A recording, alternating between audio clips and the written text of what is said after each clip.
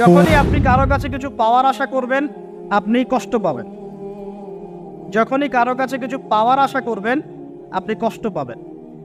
কারো কাছে এত বেশি পাওয়ার আশা করবেন না। কার কাছে পাওয়ার আশা করবেন?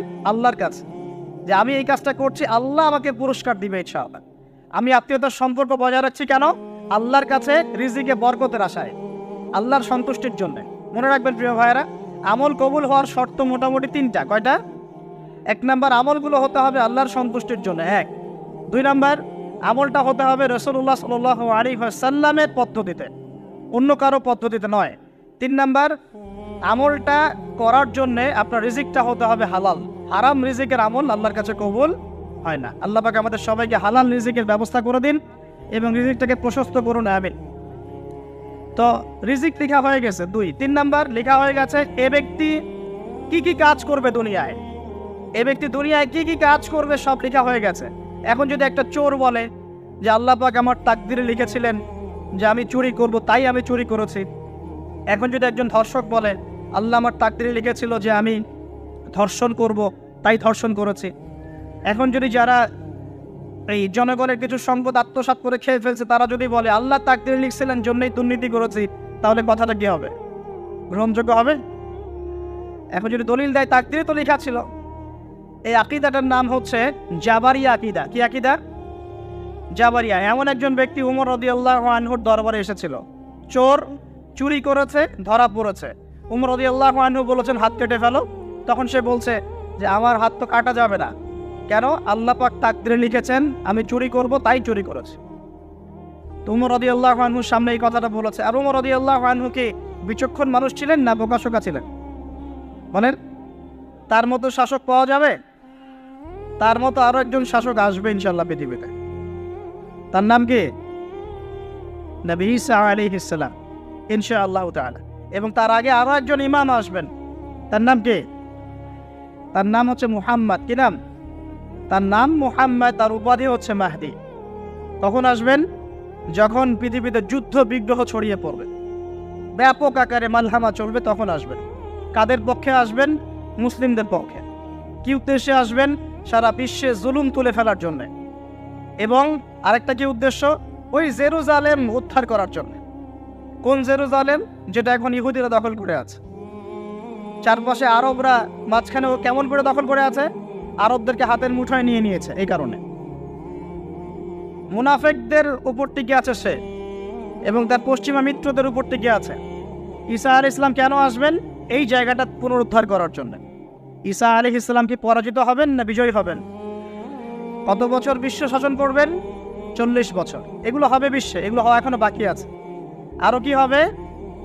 মুসলিমরা কনস্ট্যান্টিনোপল আবার জয় করবে। এই কনস্ট্যান্টিনোপলের মধ্যে ফিতনা দেখা দিবে অচিরেই, মুসলিমরা ওইটা আবার দখল করবে ইনশাআল্লাহ তাআলা। আরো কি হবে? বললাম ভূমিকম্পের বছরগুলো আসবে সামনে, এবং মুতায়রুন শাদীদ, মহামারীও আসবে। আরো কি? বড় বড় 3টা ভূমিকম্প বাকি আছে এখনো। আগে বলেছি লেকচারে, একটা পৃথিবীর পূর্বে, একটা পশ্চিমে, একটা মাঝখানে। এগুলো এখনো বাকি আছে। বিশ্বে অনেক কিছু হওয়া এখনো বাকি আছে।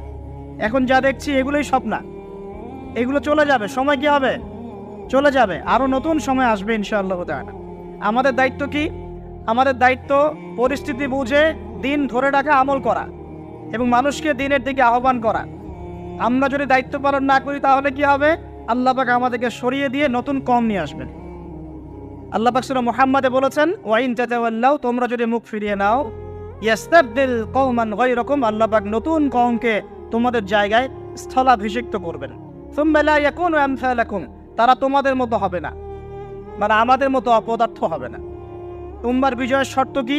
আল্লাহ সূরা মুহাম্মাদেই বলেছেন ইন তানসুরুল্লাহ ইয়ানসুরুকুম, তোমরা আল্লাহর দ্বীনকে সাহায্য করো, তবেই আল্লাহ তোমাদেরকে সাহায্য করবে। ওয়া ইউসাব্বিত আকদামাকুম, তোমাদের পা আল্লাহ দৃঢ় করে রাখবেন। আমরা আল্লাহকে সাহায্য না করলে আল্লাহ পাক আমাদেরকে সাহায্য করবেন না। সিম্পল। আল্লাহ পাক সূরা রা'দের মধ্যে বলছেন ইন্নাল্লাহা লা ইউগাইয়িরু মা বিকওমিন হাত্তা ইউগাইয়িরু মা বিআনফুসিহিম, আল্লাহ পাক কোনো কওমের অবস্থা ততক্ষণ পরিবর্তন করেন না যতক্ষণ না সেই কওম তার নিজের অবস্থার পরিবর্তনের চেষ্টা করে। তাহলে আমাদের পরিবর্তন কেন হচ্ছে না? কারণ আমরা নামাজ ছেড়ে দিয়েছি। 90% মুসলিমের দেশে কত পার্সেন্ট নামাজ পড়ে চিন্তা করে দেখবেন। আমরা কোরআন ছেড়ে দিয়েছি। 90% মুসলিমের দেশে কত পার্সেন্ট বিশুদ্ধ করে কোরআন তেলাওয়াত করতে পারে একটু খোঁজ নিয়ে দেখবেন। কোরআন শুমারি করে দেখেন, নামাজ শুমারি করে দেখেন, তাহলে বুঝতে পারবেন। আর যারা কোরআন পড়তে জানে তাদের মধ্যে কত পার্সেন্ট কোরআনের অর্থটা বোঝে, এটা আরো বড় বিষয়। তারপরে আবার কারা মেনে চলে, এটা আরো বড় বিষয়। আর আমরা কতজন মানুষ দিন ইসলামকে সামগ্রিক দিন হিসেবে মানি, এটাও একটা বড় বিষয়। আমরা মানি ঠিকই, আংশিক আংশিক। ইবাদত বন্দেগীর জীবনে আমি পাক্কা মুসলিম, কপালে সেজদার দাগ আছে মাশাআল্লাহ, দাড়ি টুপিও আছে মাশাআল্লাহ, কিন্তু ব্যবসায় গিয়ে মাপে কম দিচ্ছি না, ব্যবসায় গিয়ে আমি আরাম ভেজাল দিচ্ছি কিনা, এরকম হচ্ছে কিনা? হচ্ছে। কিন্তু সে কিন্তু মুসলিম এবং নামাজও পড়ে। তা আমাদের সমস্যা ভাই এখানেই। এখন এই সমস্যাটা সলভ করলে ইনশাল্লাহ সব সমস্যা সলভ হয়ে যাবে ইনশাল্লাহ। সমস্যাটা কি, আমরা ইসলামটাকে আংশিকভাবে মানি, পরিপূর্ণ জীবনে ইসলাম বাস্তবায়ন করতে পারছি না। আমি আপনি হয়তো কেউই পারছি না, ফখর করলে বলার নাই যে আমি খুব পারছি, আসলে আমিও পারছি না। কারণ এই যুগে এটা পারাটা খুব ডিফিকাল্ট। এই যুগে পারাটা কি খুবই কঠিন, কিন্তু এটাই তো এই যুগের চ্যালেঞ্জ। নবীজি বলেছেন তোমাদের সামনে এমন যুগ আসছে যে যুগে ঈমান ধরে রাখাটা হাতের মধ্যে আগুন ধরে রাখার মতো হবে। তবে সুসংবাদ ওই যুগে তাদের জন্য যারা আমার সুন্নতকে আবার জীবিত করতে পারবে। যে আমার মৃত সুন্নতকে জীবিত করবে, আল্লাহ পাক তাকে 50 জন শহীদ সাহাবীর সমান নেকি দিবে। এটাই আমাদের কাজ। আল্লাহ পাক আমাদেরকে তৌফিক দান করুন। তার মানে তাকদীর লিখা হয়ে গেছে। এবার আল্লাহ রাব্বুল আলামিন কি করলেন? আল্লাহ পাক এই মহাবিশ্ব সৃষ্টি করলেন। হুয়াল্লাযী খালাকাস সামাওয়াতি ওয়াল আরদ ফি সিত্তাতি আইয়াম। কয় দিনে? আল্লাহ পাক পুরো মহাবিশ্ব সৃষ্টি করলেন কয় দিনে? আমাকে বলেন তো, মহাবিশ্বকে আল্লাহ পাক ঘৃণা করে সৃষ্টি করেছেন না ভালোবেসে? তাহলে আল্লাহ পাক কি ভালোবাসার সত্তা নয়? আল্লাহ রাব্বুল আলামিন কি ভালোবাসেন না? আল্লাহ পাকের একটা নামই হচ্ছে গফুর আল ওয়াদুদ, ওয়া হুয়াল গফুরুল ওয়াদুদ। আল্লাহ পাক হচ্ছেন ক্ষমাশীল, পরম ক্ষমাশীল এবং প্রেমময়। আল্লাহ পাক তার নাম দিয়েছেন আল ওয়াদুদ, মানে প্রেমময়। আল্লাহ পাক ভালোবাসেন কিনা? তাহলে এই পুরো মহাবিশ্ব সৃষ্টি করে আল্লাহ পাক কি মহাবিশ্বের মধ্যে ভালোবাসা ছড়িয়ে দেন নাই? আল্লাহ রাব্বুল আলামিন 6 দিনে মহাবিশ্ব সৃষ্টি করে মহাবিশ্বের সব জায়গায় যার যার কাজ তাকে বুঝিয়ে দিলেন। কোন গ্রহ কি কাজ করবে, কোন সৌরজগৎ কেমন করে চলবে, দুনিয়া কিভাবে ঘুরবে, সূর্য কিভাবে উঠবে, চাঁদ কিভাবে আসবে, কোন মাখলুক কি কাজ করবে, আর ফেরেশতাদের কাজ কি হবে, ইত্যাদি ইত্যাদি। আল্লাহ পাক সমস্ত কাজ বুঝিয়ে দিলেন। সূরা আলিফ লাম মিম সেজদা, হামিম সেজদার মধ্যে আছে, পড়ে দেখবেন। আল্লাহ পাক পুরো মহাবিশ্বের দায়িত্ব বন্টন করে দিলেন। এবার আল্লাহ রাব্বুল আলামিন কি করলেন শোনেন। আল্লাহ রাব্বুল আলামিন বলছেন, এই পুরো মাখলুক কায়নাত সৃষ্টি করার পর আল্লাহ পাক তার রহমতকে 100 ভাগে ভাগ করলেন। কত ভাগে? আল্লাহ পাকের দয়া, রহমত, ভালোবাসাকে 100 ভাগে ভাগ করলেন। ভাগ করে মাত্র এক ভাগ আল্লাহ পাক পুরো মহাবিশ্বে ছড়িয়ে দিলেন, বলেন সুবহানাল্লাহ। বাকি 99 ভাগ রহমত আল্লাহ পাক তার কাছে রাখলেন। এই এক ভাগ ভালোবাসার কারণেই এই যে সন্তান কান্না করলে মায়ের বুক ফেটে যায়, সন্তান অসুস্থ হলে বাবার বুক ফেটে যায়, যেই বাবা সহজে চোখের পানি কাউকে দেখায় না, সেই বাবা জায়নামাজে দাঁড়িয়ে চোখের পানি ছাড়তে থাকে। এই এক ভাগ রহমতের কারণে আমরা দেখি যে রাস্তার কুকুর পর্যন্ত তার বাচ্চাকে চাটে, আদর করে, মহব্বত করে। এই এক ভাগ রহমতের কারণে আমরা আমাদের স্ত্রীদেরকে মহব্বত করি, স্ত্রীকে সুখে রাখার জন্য জীবনটা পর্যন্ত বিলিয়ে দেয়। সকাল থেকে রাত পর্যন্ত কোনো ক্ষেত্রে হারাম পথে যেতেও দ্বিধা করি না, স্ত্রী সন্তান সুখে থাক এই আশায়, তাই না ভাই? এই এক ভাগ রহমতের কারণে গাভী দেখবেন, গাভী তার বাচ্চাকে প্রসবের পর চাটে, গাটা চেটে পরিষ্কার করে দেয়। এই এক ভাগ রহমতে পুরো কায়নাত টিকে আছে। আর নবী সাল্লাল্লাহু আলাইহি ওয়াসাল্লাম বলছেন, বাকি 99% রহমত আল্লাহ পাক তার কাছে রেখেছেন। এই রহমত এবং ভালোবাসা দিয়ে আল্লাহ পাক কিয়ামতের মাঠে মানুষকে মাফ করবে ইনশাআল্লাহ। তার মানে বলে আল্লাহু আকবার, তার মানে আমরা আশা করতে পারি ইনশাআল্লাহ তাআলা আমরা আল্লাহর জান্নাত পাবো ইনশাআল্লাহ। পাবো কিনা? শুধু একটা কাজ যদি উম্মত করতে পারে জান্নাত পাবে। বলে দেব কোনটা? অনেক কাজই আছে, কিন্তু স্পেশাল একটা কাজ, একটা। আল্লাহ রাব্বুল আলামিন মেরাজের রাতে তার নবীকে উঠিয়ে নিয়ে কাছে নিয়ে আসছেন, একদম কাছে, আর যে আরশের কাছাকাছি। নবী সাল্লাল্লাহু আলাইহি ওয়াসাল্লাম বলছেন, ওই সময় তার উপর 3টা স্পেশাল ওহী করা হয়েছে। কয়টা? 3টা। একটা হচ্ছে 50 ওয়াক্ত নামাজ কত ওয়াক্ত? এটা কমতে কমতে কমতে কত ওয়াক্ত হয়েছে? 5। 5কেও কমানোর জন্য কোন নবী বলছিলেন? মুসা আলাইহিস সালাম বলছেন 5ও পারবে না, কমায় নিয়ে আসেন। 5ও যে পারবে না, মুসা আলাইহিস সালাম কেমন করে জানলেন?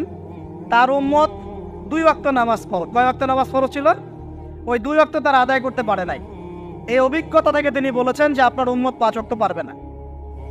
সত্যি না মিথ্যা কথাটা? আসলেই কি উম্মত 5 ওয়াক্ত নামাজ পড়তে পারছে? আচ্ছা, যাই হোক, আল্লাহ পাক আমাদেরকে পড়ার তৌফিক দান করুন। দ্বিতীয় ওহী হচ্ছে সূরা বাকারার শেষের 3টা আয়াত। কয় আয়াত? সূরা বাকারার শেষের 3 আয়াত ওহী করেছেন কে? আল্লাহ রাব্বুল আলামিন। কোন ব্যক্তি যদি রাতের বেলা সূরা বাকারার শেষের 3টা আয়াত পড়ে সারা রাত ইবাদত করেন, নাকি পাবে ইনশাআল্লাহ। আর 3 নাম্বারটা হচ্ছে স্পেশাল, সেটা হচ্ছে আল্লাহ পাক বলেছেন, হে মুহাম্মদ সাল্লাল্লাহু আলাইহি ওয়াসাল্লাম, বলেন সাল্লাল্লাহু আলাইহি ওয়াসাল্লাম, তোমার উম্মতের কোনো ব্যক্তি যদি আসমান জমিনের সমান গোনা নিয়ে আমার সামনে দাঁড়ায়, আসমান জমিন সমান গোনা নিয়ে আমার সামনে দাঁড়ায়, কিন্তু আমার সাথে শিরকের পাপ নাই, আমার সাথে কোনো শিরকের পাপ করে নাই, ইনশাআল্লাহ আমি আল্লাহ তার সামনে আসমান জমিন সমান ক্ষমা নিয়ে হাজির হব ইনশাআল্লাহ। তার মানে আমরা যদি ইনশাআল্লাহ তাআলা শিরকের পাপ থেকে দূরে থাকতে পারি, ইনশাআল্লাহ আশা করা যায় আমরা আল্লাহর সন্তুষ্টি পাবো ইনশাআল্লাহ। এরপর আল্লাহ রাব্বুল আলামিন কি করলেন? আল্লাহ রাব্বুল আলামিন পুরো মহাবিশ্ব সৃষ্টি করে সব দায়িত্ব ভাগ করে দিলেন। ভাগ করে দেওয়ার পরে আল্লাহ পাক জান্নাত জাহান্নাম সৃষ্টি করেছেন কিনা? আচ্ছা, জান্নাত এবং জাহান্নাম কার কার জন্য সৃষ্টি করেছেন বলেন? জিন আর মানুষ। আচ্ছা, এখন জান্নাতের চেয়ে কি শান্তির কোনো জায়গা আছে? আচ্ছা, এই জান্নাত কার জন্য সৃষ্টি করেছেন? জিন আর মানুষ। আচ্ছা, তাহলে আল্লাহ পাক মানব জাতিকে ভালোবাসেন কিনা? ভালোবাসেন কিনা? আপনি যখন কাউকে ভালোবাসবেন, তাকে সবচেয়ে সুন্দর গিফট দিতে চাইবেন কিনা? তার জন্য সবচেয়ে ভালোটা কিনতে চাইবেন কিনা? আল্লাহ পাক জান্নাত তৈরি করেছেন কাদের জন্য? আমাদের জন্য। তার মানে আল্লাহ পাক আমাদেরকে ভালোবাসেন কিনা? অবশ্যই বাসেন। আল্লাহ রাব্বুল আলামিন জাহান্নামও তো সৃষ্টি করেছেন। এখন যদি বলি যে তাহলে আল্লাহ পাক কি আমাদেরকে ভালোবাসেন না, জাহান্নামে কিভাবে দিবেন? উত্তরটা কি হবে তাহলে? উত্তর হচ্ছে এই যে যদি আল্লাহ না করুক কোনো ব্যক্তি জাহান্নামে যায়, তাহলে বুঝতে হবে সেই ব্যক্তি জাহান্নামে যাওয়ার যোগ্য ছিল বলেই জাহান্নামে গিয়েছে। কথা কি বুঝতে পারছেন? আর যদি কোনো ব্যক্তি জান্নাতে যায়, তাহলে বুঝতে হবে সেই ব্যক্তির উপর আল্লাহ পাক দয়া করেছেন বলেই সে জান্নাতে গিয়েছে। মানুষ তার আমল দিয়ে জান্নাতে যেতে পারবে না। মানুষ তার আমল দিয়ে জান্নাতে যেতে পারবে না, আল্লাহর দয়া অনুগ্রহ দিয়ে জান্নাতে যাবে ইনশাআল্লাহ তাআলা। আল্লাহ পাক আমাদের সবাইকে সেই দয়া অর্জন করার তৌফিক দান করুন। সামনে রহমত পাওয়ার একটা সুবর্ণ সুযোগ আসছে, সেটা হলো রমজান মাস। কি মাস?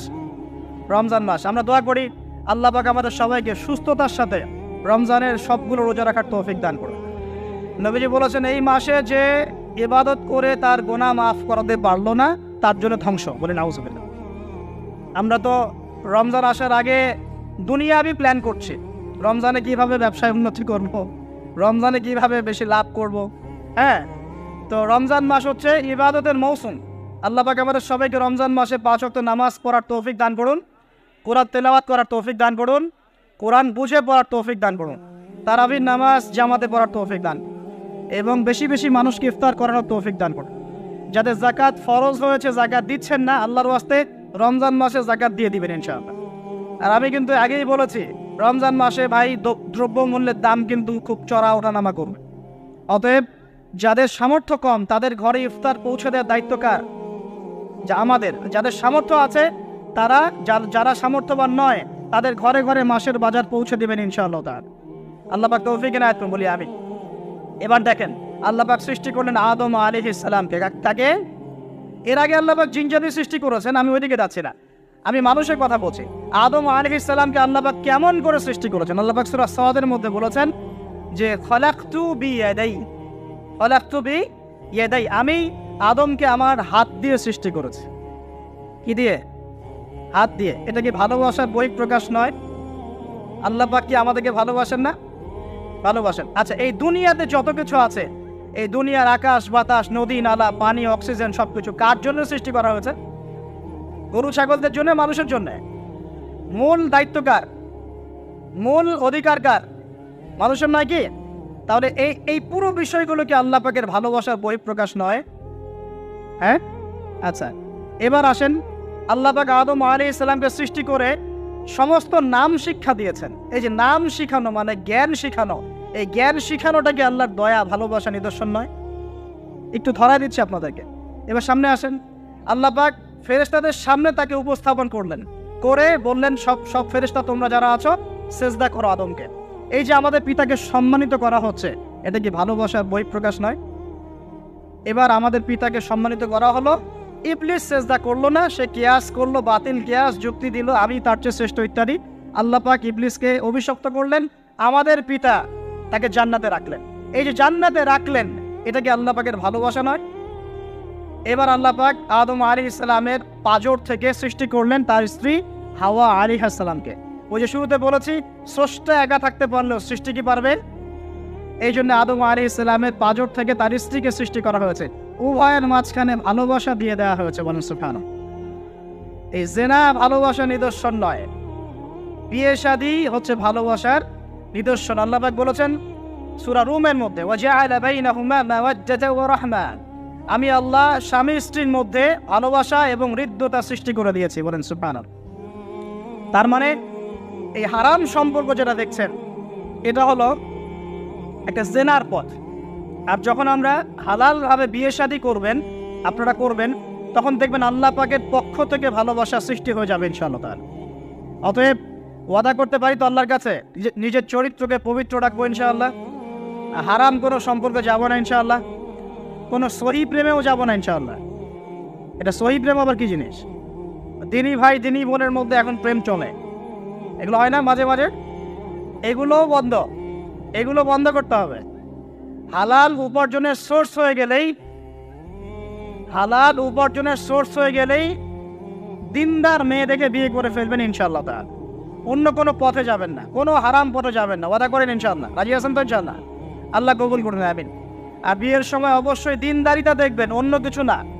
অন্য কিছু পরে, দিনদারিতা আগে। দিনদারিতা আছে, নামাজ পড়ে, পর্দা করে, মাশাআল্লাহ সব দিক ঠিক আছে, তারপরে দেখবেন আপনি অন্য কিছু, তার আগে নয়। কথা ঠিক আছে? একইভাবে মেয়েদের ক্ষেত্রেও, যে আগে দেখবেন না ছেলে কত বড় চাকরি করে, ছেলের কত বড় বাড়ি আছে, গাড়ি আছে, এটা পরে। আগে দেখবেন ছেলে নামাজি কিনা, সুন্নত আছে কিনা, ইসলামের জন্য তার সফট কর্নার আছে কিনা, ইসলাম প্র্যাকটিস করে কিনা, এগুলো আগে দেখবেন। এগুলো না দেখলে কি হবে জানেন? বিয়ের 1 বছর 2 বছর পরেই বুঝতে পারবেন দুনিয়াটা জাহান্নাম হয়ে গেছে, নাউজুবিল্লাহ। দুনিয়াতেই তখন জাহান্নামের আযাবের স্বাদ ভোগ করতে হবে, নাউজুবিল্লাহ। আল্লাহ পাক আমাদেরকে হেফাজত করুন, আমিন।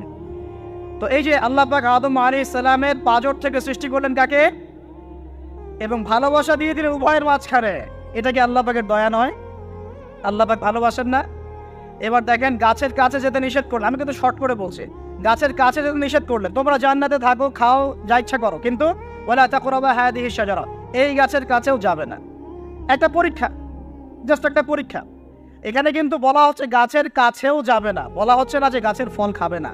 ঠিক যেমন আল্লাহ বলেছেন তোমরা জেনার কাছেও যাবে না, আল্লাহ পাক কিন্তু বলেন নাই জেনা করবে না, আল্লাহ পাক বলেছেন তোমরা জেনার কাছেও যাবে না। তো এখান থেকে আমরা এই হুকুমটার কঠোরতা বুঝতে পারি। তো প্রিয় ভাইরা, এখানে আমাদের পিতামাতা শয়তানের প্রলোভনে পড়ে গেলেন। কেন পড়লেন? শয়তান ওয়াসওয়াসা দিল যে আমি কি তোমাদেরকে এমন গাছের কথা বলে দিব যে গাছের কাছে গেলে বা যার ফল খেলে তোমরা চিরস্থায়ী জীবন পাবে এবং তোমরা ফেরেশতা হয়ে যাবে, এরকম কথা বল, এবং তোমরা কোনোদিন মরবে না। হাল আদুল্লুকা আলা শাজারাতিল খুলদি ওয়া মুলকিন লা ইয়াবলা, এই দুটো ওয়াসওয়াসা, চিরস্থায়িত্বের ওয়াসওয়াসা এবং অমরত্বের ওয়াসওয়াসা দিয়ে আমাদের পিতামাতাকে নিয়ে গেল। এখন আমাদের পিতামাতা কি ফল খেয়েছিলেন কি খান নাই? আচ্ছা, এখন আল্লাহ পাকের দৃষ্টিতে অন্যায় হয়েছে কিনা?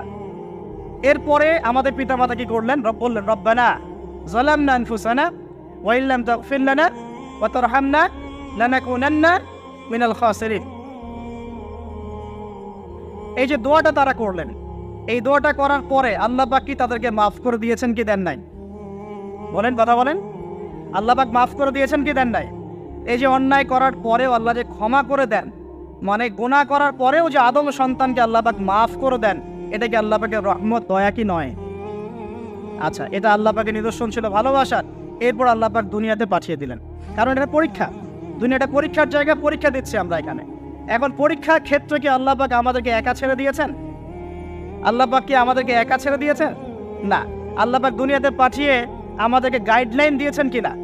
কিভাবে চলতে হবে, কি করা যাবে কি করা যাবে না, কিভাবে চলবো কিভাবে চলবো না। আল্লাহ পাক কি ওহী নাজিল করেছেন কিনা? এই ওহী নাজিল করাটা কি আল্লাহ পাকের রহমত কিনা, আল্লাহ পাকের দয়া কিনা, ভালোবাসা কিনা? আল্লাহ পাক কি একা ছেড়ে দিয়েছেন না নবী রসুল পাঠিয়েছেন? এই যে নবী রসুলদেরকে পাঠিয়েছেন, এই নবী রসুলগণ কি আল্লাহর পক্ষ থেকে রহমত কিনা? বলেন। না হলে আমরা কি করতাম? দুনিয়াতে কেমন করে চলতাম, কিভাবে পথ খুঁজে পাইতাম, কেমন করে ইবাদত করতাম, আমরা কি জানতে পারতাম? আল্লাহ পাক রহম করে ভালোবেসে দয়া করে নবী রসুল পাঠিয়েছেন, আসমানি কিতাব পাঠিয়েছেন, বলেন সুবহানাল্লাহ। এখন এই নবীদের সিলসিলায় আল্লাহ পাক যে সর্বশেষ নবী মুহাম্মদ সাল্লাল্লাহু আলাইহি ওয়াসাল্লামকে পাঠিয়েছেন, এইটা দয়া কিনা? এটা আল্লাহ পাকের দয়া নয়? আল্লাহ পাকের রহমত নয়? আল্লাহ পাক কি বলেন নাই যে তিনি হচ্ছেন রাহমাতুল লিল আলামিন, তিনি পুরো বিশ্ব জগতের রহমত নয় কি? আচ্ছা, এখন আমাদেরকে যে আল্লাহ পাক নবী মুহাম্মদ সাল্লাল্লাহু আলাইহি ওয়াসাল্লামের উম্মত বানালেন, এটা কি আরো বড় রহমত কিনা? বলেন তো। জান্নাতে যাবে 120 কাতার মানুষ। কত কাতার? 120 কাতার মানুষ ইন টোটাল জান্নাতে যাবে। তার মধ্যে উম্মতে মুহাম্মাদের কত কাতার জানেন? 80 কাতার। কত কাতার? বলেন সুবহানাল্লাহ। তাহলে এটা কি আল্লাহ পাকের দয়া নয়? আল্লাহ আমাদেরকে ভালোবাসেন না? আচ্ছা, আল্লাহ পাক যে আমাদের কাছে তাওরাত, জাবুর, ইনজিল না পাঠিয়ে আল কোরআনের মতো কিতাব পাঠিয়েছেন, যে কিতাবের সমস্ত সমাধান আছে, এটা আল্লাহ পাকের রহমত, দয়া নয়, ভালোবাসা নয়? আচ্ছা, এখন আল্লাহ পাক দুনিয়াতে চলার জন্য আমাদেরকে জীবন দিয়েছেন, হায়াত দিয়েছেন, সুস্থতা দিয়েছেন, পরিবার দিয়েছেন, আমাদের ব্যবসা বাণিজ্য দিয়েছেন, আমাদের স্ত্রী সন্তান দিয়েছেন, আমাদেরকে চলাফেরা করার ক্ষমতা দিয়েছেন। একটা চোখ নষ্ট হয়ে গেলে বুঝতে পারে মানুষ যে কত কষ্ট হচ্ছে, একটা পা না থাকলে বুঝতে পারে কত কষ্ট হচ্ছে। এই করোনার সময় যারা শ্বাস নিতে পারে নাই, তাদের কত কষ্ট হয়েছে। সুস্থ আছি, সুন্দর আছি, পরিবার আছে, আল্লাহ রিজিক দিচ্ছেন, 3 বেলা খাওয়াচ্ছেন, কাপড় দিচ্ছেন, শিক্ষার ব্যবস্থা করছেন, ইবাদত করার সুযোগ দিচ্ছেন, গুনাহ করলেও আবার মাফ করে দিচ্ছেন। এই সব কিছুকে আল্লাহ পাকের ভালোবাসা নয়? এই ভালোবাসাগুলো কি নিঃস্বার্থ ভালোবাসা না স্বার্থ ভিত্তিক ভালোবাসা? এই আল্লাহ পাকের কোনো স্বার্থ আছে? আল্লাহ পাক আমাদের কাছে কিছু চান? রিজিক চান, টাকা পয়সা চান? আল্লাহ পাকের যদি ইবাদত করে আমরা ছেড়ে দেই, আল্লাহর কোনো ক্ষতি হবে? আমরা ইবাদত করে ভাসিয়ে ফেললাম, আল্লাহর কোনো লাভ আছে? আল্লাহ পাকের শক্তি কি আরো বেড়ে যাবে না কমবে? নাকি যেমন আছে তেমনই থাকবে? আল্লাহ রাব্বুল আলামিনের শান শওকত কি আরো বেড়ে যাবে, নাকি আল্লাহ পাকের শান শওকত কমে যাবে? আল্লাহ রাব্বুল আলামিন যেমন, আল্লাহ পাক তেমনই থাকবেন, তাই নয় কি? আল্লাহ পাকের যে বিশাল খাজানা আছে, আমরা যদি ইবাদত করে ভাসিয়ে ফেলি, খাজানা কি বেড়ে যাবে? আমরা যদি সবাই ইবাদত করে ছেড়ে দেই, খাজানা কমে যাবে? আল্লাহ পাকের কোনো স্বার্থ আছে আমাদের ভালোবাসার? কোনো স্বার্থ নাই। তাহলে আল্লাহ পাক এই পুরো বিশ্ব জগৎ সৃষ্টি করেছেন নিঃস্বার্থভাবে, তার স্বার্থ ছাড়া। এত অসংখ্য নেয়ামতে আমাদেরকে ভর্তি করে রেখেছেন আমাদের স্বার্থে, তার কোনো স্বার্থ নাই। কোনো স্বার্থ আছে? এই পরীক্ষায় পাশ করলে আমরা আবার জান্নাতে যাবো ইনশাআল্লাহ। ওই জান্নাতে যাওয়ার পরে কি আমাদের স্বার্থ থাকবে না আল্লাহ পাকের স্বার্থ থাকবে? সুবহানাল্লাহ। এই এতটুকু যদি বুঝতে পারি, আল্লাহ পাক একমাত্র সত্তা যিনি আমাদেরকে প্রকৃত অর্থে ভালোবাসেন। বাকি যত কিছু আছে আমাদের চারপাশে, এই ভালোবাসাগুলোর পিছনে একটা একটা স্বার্থ থাকে। কথা বুঝতে পারছেন না? মনে সন্তানকে অনেক ভালোবাসেন, বুঝলাম, পিতামাতা, কিন্তু এই সন্তান যদি আপনার মনের মতো করে না চলে, একসময় কিন্তু আপনিও সন্তানের উপর রুষ্ট হবেন না? স্ত্রীর জন্য এত কিছু করছেন, দেখবেন কোনো একদিন আপনি করতে পারলেন না, দেখবেন সেদিনই আপনাকে একদম ধুয়ে রেখে দিল একেবারে। এমন হয় কি না? তা আমাদের ভালোবাসাগুলোর পিছনে কোনো কোনো স্বার্থ থাকে কি না? আর এই যে জেনা চলছে, এই জেনার মধ্যে মূল স্বার্থটা কি? যৌনতা। মূল স্বার্থ কি? ছেলেও চায় মেয়েকে ভোগ করতে, মেয়েও চায় ছেলেকে ভোগ করতে, এবং বলে না না এটা পবিত্র ভালোবাসা, আমরা বিয়ে করার জন্যই জেনা করেছি, নাউজুবিল্লাহ, তাই না? বলে না আমরা তো বিয়ে করব, সমস্যা কি? ফ্রি মিক্সিং করলে কি সমস্যা? তাহলে বিয়ে যদি করবা, তাহলে মেলামেশা বিয়ের পরেই করো, ব্যাস, নিঃস্বার্থ প্রমাণ হবে। বিয়ে যদি করার উদ্দেশ্য থাকে, তাহলে বিয়ের আগে আর দেখা সাক্ষাৎ করো না, কথাবার্তা বলো না, একবার বিয়ে করো তারপরে করো, তখন দেখবেন না না এটাতে রাজি না, তার মানে স্বার্থ এখানে আছে। তারা নিঃস্বার্থভাবে কি আমাদেরকে ভালোবাসে। অতএব প্রিয় ভাইয়েরা এবং বোনেরা যারা শুনছেন লেকচার, নিঃস্বার্থভাবে যে সত্তা আমাদেরকে ভালোবাসেন, সেই সত্তাকে ভালোবাসতে শিখুন। আল্লাহ পাক তৌফিক দান। এখন আল্লাহ পাক আমাদেরকে কিছু কিছু ক্ষেত্রে ভালোবাসতে বলেছেন, যেমন আল্লাহ পাক তার দ্বীনকে ভালোবাসতে বলেছেন, আল্লাহ পাক তার নবীকে ভালোবাসতে বলেছেন, আল্লাহ পাক আমাদের পিতামাতাকে ভালোবাসতে বলেছেন, আল্লাহ পাক আত্মীয়তার সম্পর্ক রক্ষা করতে বলেছেন, আল্লাহ পাক রক্তের সম্পর্ক বজায় রাখতে বলেছেন, আল্লাহ পাক স্ত্রী সন্তানকেও ভালোবাসতে বলেছেন। আল্লাহ পাক কিন্তু তার রাস্তায় জানমাল ব্যয় করে আল্লাহর পথে দাওয়াত এবং জিহাদ করতে বলেছেন। এখন এগুলো আল্লাহ বলেছেন বলে আমরা করব, আল্লাহ পাক ভালোবাসতে বলেছেন বলে আমি ভালোবাসব, কিন্তু উদ্দেশ্য হবে আল্লাহর সন্তুষ্টি অর্জন করা। আমি কেন আমার মাকে ভালোবাসি? বিকজ আমার মায়ের পায়ের নিচে আমার জান্নাত। আল্লাহ ভালোবাসতে বলেছেন তাই বাসি। আমি কেন বাবাকে ভালোবাসি? আল্লাহ ভালোবাসতে বলেছেন তাই ভালোবাসি। আমি কেন আমার স্ত্রীকে ভালোবাসবো? কারণ আল্লাহ পাক ভালোবাসতে বলেছেন তাই বাসবো। আমি কেন আমার সন্তানকে ভালোবাসবো? আল্লাহ পাক বলেছেন নেককার সন্তান আমার জন্য ওসিলা হবে, এজন্য ভালোবাসবো। আল্লাহ পাক আমাকে বলেছেন নবীকে ভালোবাসতে, আমি নবীকে ভালোবাসবো। আল্লাহ পাক যে বিষয়গুলোকে ভালোবাসতে বলেছেন আমরা অবশ্যই ভালোবাসবো ইনশাআল্লাহ। কিন্তু আল্লাহ পাক কি আমাকে হারাম এই 14ই ফেব্রুয়ারির এই ভ্যালেন্টাইন্স ডেকে ভালোবাসতে বলেছেন? আল্লাহ পাক ইহুদি খ্রিস্টানদের সংস্কৃতিকে ভালোবাসতে বলেছেন? আল্লাহ পাক জেনা করতে বলেছেন? এই ফ্রি মিক্সিং করতে বলেছেন? আল্লাহ পাক পতিতলা রাত কাটতে বলেছে? গার্লফ্রেন্ডকে ফুল দিতে বলেছে? আল্লাহ রাব্বুল আলামিন কি বলেছে বিয়ের আগে শারীরিক সম্পর্ক করো? আল্লাহ পাক বলেছে যে আজকে সকালে সম্পর্ক করো, কালকে ব্রেকআপ, তারপর আরেকটা মেয়ের সাথে, তারপর আরেকটা ছেলের সাথে? আল্লাহ পাক ফোনে ফোনে এসব প্রেম করতে বলেছে? আল্লাহ পাক এগুলো হারাম করেছেন, বাস আমি করবো না, সিম্পল। নিজের প্রবৃত্তি অনেক কিছু চাইবে, নিজের প্রবৃত্তিকে আল্লাহর সামনে আত্মসমর্পণ করার নাম হচ্ছে ইসলাম। মন যা চায় তা করা যাবে না। কেন? কারণ আমি কারাগারের জীবনে বসে আছি। কারাগারের মধ্যে মন যা চায় তাই করা যাবে না। এই কাজগুলো কখন করব? আমি বিয়ে শাদী করার পরে করব। বিয়ে শাদী করবেন, আপনি স্ত্রীকে নিয়ে ঘোরেন, স্ত্রীকে নিয়ে আল্লাহর সৃষ্টি দেখেন, স্ত্রীকে নিয়ে আপনি বাইকে ঘোরেন, রিক্সায় ঘোরেন, চটপটি খান, ফুচকা খান, আইসক্রিম খান, কোনো সমস্যা নাই। এবার তো যুবকরা বলবো যে ভাই বিয়ে শাদী তো দেয় না, কি করব? আমি পরামর্শ দিচ্ছি বড় ভাই হিসেবে, প্রথমে হালাল রিজিকের সোর্স করতে হবে। রিজিকের সোর্স না করে বিয়ে করা যাবে না, আত্মসম্মান থাকবে না। তাহলে পুরুষ মানুষের আত্মসম্মান কখন চলে যায়? যখন হাত পাততে হয় তখন। যখন আপনি রিজিকের সোর্স তৈরি করেছেন, আপনি স্বাবলম্বী, আপনি মাশাআল্লাহ মাসে 10, 20, 30 হাজার টাকা আর্ন করেন বা 1 লাখ 2 লাখ টাকা আর্ন করেন, আলহামদুলিল্লাহ, কারো কাছে হাত পাততে হয় না, সবাই দেখবেন আপনাকে সম্মান দিবে। যখন আপনার অন্যের কাছে হাত পাততে হবে তখন দেখবেন স্ত্রীও সম্মান করছে না। তো এই জন্য ডিগনিটি আগে, ডিগনিটি ফার্স্ট। আপনার ডিগনিটি অর্জন করতে হলে একটা হালাল উপার্জনের সোর্স লাগবে, এক। তারপরে পিতামাতাকে বোঝানোর চেষ্টা করবেন। যদি কাউকে পছন্দ করেও থাকেন, না দেখেই বা শুনে যে হ্যাঁ ওখানে একজন দিনদার মেয়ে ইত্যাদি, তাহলে পারিবারিকভাবে বিয়ের প্রস্তাব পাঠাবেন, নিজে পণ্ডিতি করতে যাবেন না, পারিবারিকভাবে পাঠাবেন। যদি রাজি হয় আলহামদুলিল্লাহ, রাজি না হলে কি নিজে নিয়ে পালায় যাবেন? এই কাজ করতে যাবেন না। ইস্তেখারা করবেন। কি করবেন? ইস্তেখারা 2 রাকাত নফল নামাজ পড়ে আল্লাহর কাছে দোয়া করবেন। ইসনুল মুসলিম বইটা কিনবেন, ওখানে দেখবেন ইস্তেখারার দোয়া আছে। ইস্তেখারা মানে হচ্ছে আল্লাহর সাথে পরামর্শ করা। আল্লাহ, আমি এই কাজটা করতে যাচ্ছি, যদি কাজটা আমার জন্য ভালো হয়, আমার দুনিয়া আখিরাতের জন্য ভালো হয়, আল্লাহ কাজটাকে তুমি সহজ করে দাও, আল্লাহ কাজটার মধ্যে বরকত দান করে দাও। আর যদি এই কাজটা দুনিয়া আখিরাতের জন্য খারাপ হয়, আল্লাহ তুমি কাজটাকে সরায় দাও, আমাকেও কাজটা থেকে সরায় দাও। এটা হচ্ছে ইস্তেখারা। এই দোয়া বেশি বেশি করলে ইনশাআল্লাহ আল্লাহর পক্ষ থেকেই ফয়সালা হবে। আর এই জায়গায় বেশি ব্যতিব্যস্ত হবেন না। অনেক সময় কিন্তু ফ্যান্টাসিতে ভুগি আমরা, অস্থির হয়ে যাই। অস্থির হলেই ডিসিশন নিতে ভুল হবে, স্থির থাকতে হবে। নিজেকে স্থির রাখার জন্য কি করবেন? বেশি বেশি নফল রোজা রাখবেন। বেশি বেশি কি করবেন? নফল রোজা রাখবেন। আর ভালো কাজে ব্যস্ত রাখবেন নিজেকে। ভালো কাজে কি করবেন? ব্যস্ত রাখবেন। একা একা থাকলে আর এই যে খারাপ সার্কেলের মধ্যে থাকলেই মাথার মধ্যে শয়তান ভর করবে, তখন দেখবেন অস্থির হয়ে গেছেন আপনি। আর স্থির হওয়ার চেষ্টা করেন, ভালো কাজে ব্যস্ত রাখেন, হালাল পথ অবলম্বন করে হারাম থেকে বেঁচে থাকেন। এখন যে জায়গায় আসছিলাম, এখান থেকে আস্তে আস্তে শেষের দিকে যাবো। দেখুন, আল্লাহ পাক যে বিষয়গুলোকে ভালোবাসতে বলেছেন আমি ভালোবাসব, এই ভালোবাসা জায়েজ, হালাল।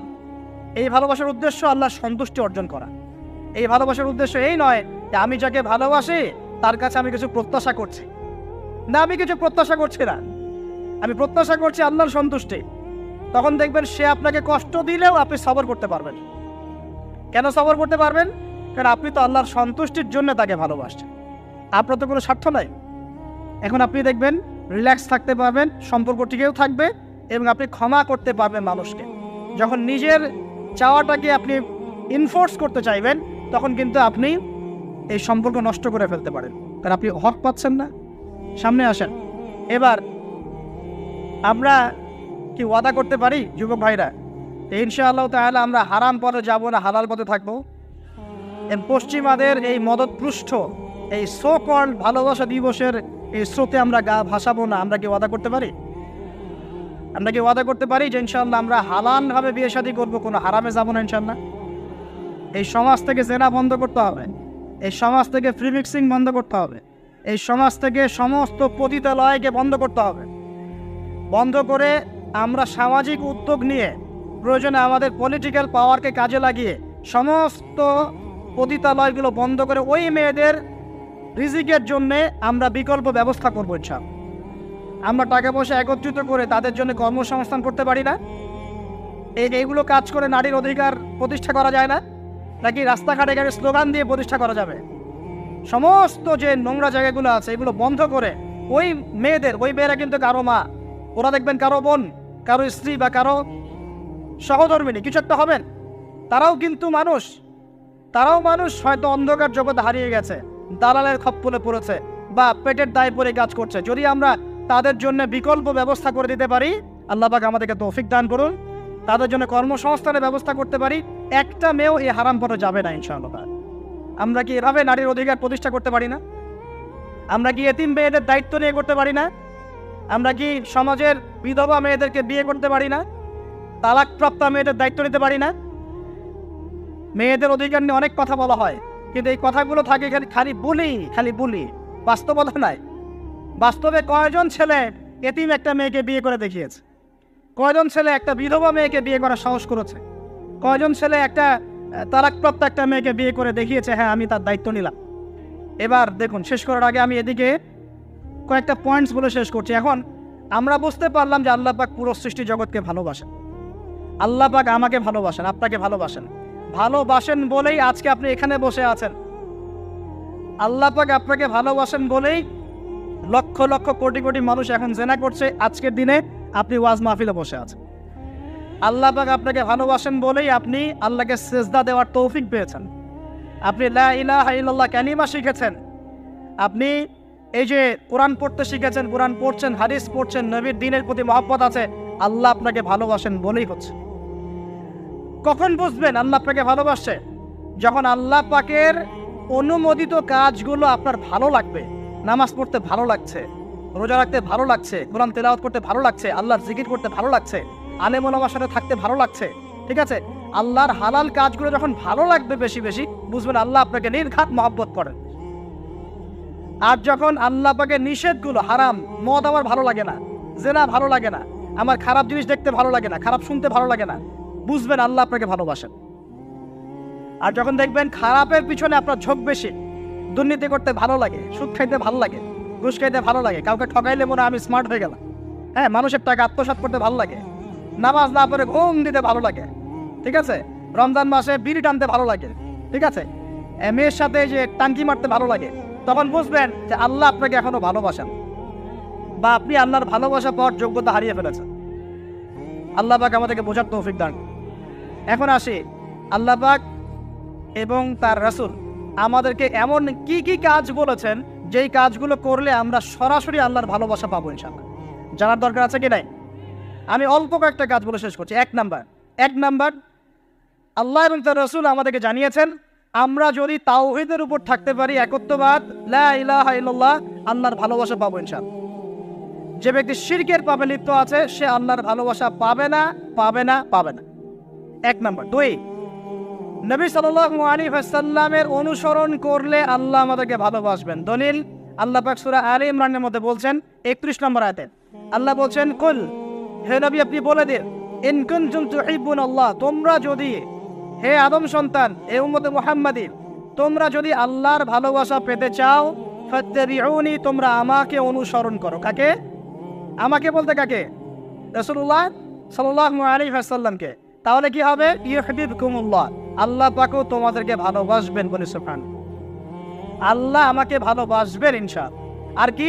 ইয়াগফির লাকুম যুনুবাকুম, আল্লাহ পাক তোমাদের সমস্ত গুনাহ মাফ করে দিবেন। আল্লাহু গফুরুর রহিম, আল্লাহ পাক পরম করুণাময়, অসীম দয়ালু। তার মানে আল্লাহকে পাওয়ার, আল্লাহর ভালোবাসা পাওয়ার 2 নাম্বার কি মাধ্যম? নবী সাল্লাল্লাহু আলাইহি ওয়াসাল্লামের সুন্নত অনুযায়ী জীবন গড়া। ভাই শুরু করবো কোত্থেকে? শুরু করবেন চেহারা থেকে। কোত্থেকে? চেহারায় দাড়ি ছেড়ে দিব ইনশাআল্লাহ, রাজি আছি তো? গোফ ছোট করে ফেলবো ইনশাআল্লাহ, রাজি আছি তো ইনশাআল্লাহ? চেহারায় সেজদার দাগ থাকবে ইনশাআল্লাহ, তার মানে নামাজি হতে হবে, ঠিক আছে? পোশাক পরিচ্ছদ হবে রাসূলুল্লাহ সাল্লাল্লাহু আলাইহি ওয়াসাল্লামের মতো ঢিলে ঢালা মুত্তাকিদের পোশাক। চুল হবে কার মতো? মেসি নেইমারের মতো নাকি রাসূলুল্লাহ সাল্লাল্লাহু আলাইহি ওয়াসাল্লামের মতো? এখনকার ছেলে পেলে মাঝখানে চুল রাখে, ডান দিক বাম দিক ছিলে ফেলে। এই সুন্নত কোথায় পেয়েছো তোমরা? এগুলো ত্যাগ করতে হবে। মনে রাখবেন, একটা সুন্নত, নবীর একটা সুন্নতকে যদি ভালোবেসে কি আমল করে, ইনশাআল্লাহ নবীর সুপারিশ পাবে। চাই কি না সুপারিশ? ভালোবেসে আমল করা যায়, এটা আমার নবীর সুন্নত। আমার নবী খেতেন ডান হাত দিয়ে, আমি ডান হাত দিয়ে খাবো। আমার নবী দাড়ি রেখেছেন, আমি তাই রাখবো। আমার নবী মোচ কেটে ফেলতেন, তাই আমি কাটবো। আমার নবী ঢিলে ঢালা পোশাক পছন্দ করতেন, তাই আমি পরবো। আমার নবী রাতে ঘুমানোর সময় এই আমলগুলো করতেন, তাই আমি করব। আমার নবী এইভাবে ওযু করতেন, এইভাবে করব। আমার নবী এইভাবে ইস্তেঞ্জা করতেন, পেশাব পায়খানা করতেন, ওইভাবে করব। এই যে এখনকার ইংলিশ টয়লেট, এই ইংলিশ টয়লেটে বসে নবীর মতো ইস্তেঞ্জা করা যায় না। যাবে? ওলামায়ে কেরামকে জিজ্ঞাসা করেন, নবী সাল্লাল্লাহু আলাইহি ওয়াসাল্লাম বাম পায়ে ভর্তি ইস্তেঞ্জা করতেন। কোন পায়ে? এখন বসেন ইংলিশের উপরে, বাম পায়ে কেমনে বসবেন? সম্ভব? ওই যে আমি বলি, এটা মজা করে বলি, কষ্ট থেকেও বলি, একদম বৈশ্বিক পলিটিক্যাল সিস্টেম থেকে শুরু করে বাথরুমের টয়লেট পর্যন্ত সব কিছুই চলছে পশ্চিমা আদর্শে। সব কিছু, এভরিথিং, একদম বাথরুমের কমোড পর্যন্ত। এখন তো কমোড উঠাই দিছে, এখন সামনে একটা বালতি রেখে দেয় গামলার মতো, এখানেই পেশাব করতে হবে। দেখেন নাই মনে হয় আপনারা? দেখবেন অচিরে এগুলো আসতেছে সামনে, দাঁড়ায় বসার কোনো সুযোগ নাই। আর সবগুলো মাপ সমান। কারো হাইট যদি 6 ফুট, কারো 5 ফুট হয়, তখন কি হবে? অ্যাডজাস্ট করতে হবে ধরে তখন, নাকি? যুবকরা বুঝতে পারছে, তখন কাউকে লম্বা হতে হবে, কাউকে খাটো হতে হবে। মাপ তো সমান, আর সবার মাপ যদি সমান না হয় এমন কি হবে? হ্যাঁ, আল্লাহ পাক বোঝার তৌফিক দান। এগুলো শয়তানি না বলেন? শয়তানি না বলেন? বসে ইস্তেঞ্জা করতে হয় না? বসে ইস্তেঞ্জা না করতে পেশাবের ছিটা ফোটার কারণে কবরে আযাব হয় না? আপনারা হাদিসে জানেন না? নবীজি একটা কবরের পাশ দিয়ে যাচ্ছেন, তিনি থেমে গেলেন, থেমে গিয়ে বলছেন, এই কবর দুটোতে আযাব হচ্ছে। কি হচ্ছে? কবরের আযাব। তিনি জানলেন কেমন করে? আল্লাহ পাক তাকে জানিয়েছেন, আল্লাহ পাক তাকে খবর দিয়েছেন এই কবর দুটো কি হচ্ছে? আযাব। নবীজি বলছেন, এই কবর দুটোতে বড় কোনো পাপের কারণে আযাব হচ্ছে না। সাহাবীরা বলছেন, তাহলে কি কারণে হচ্ছে ইয়া রাসূলুল্লাহ? তিনি বলছেন, একজন পেশাব পায়খানা করে, স্পেশালি পেশাব করে এই ছিটা ফোটা থেকে সে সতর্ক থাকতো না। পেশাব করে, ওই যে বলেন আমাদের ছেলেরা, প্যান্ট খারাপ ভাই, নামাজে যেতে পারবো না।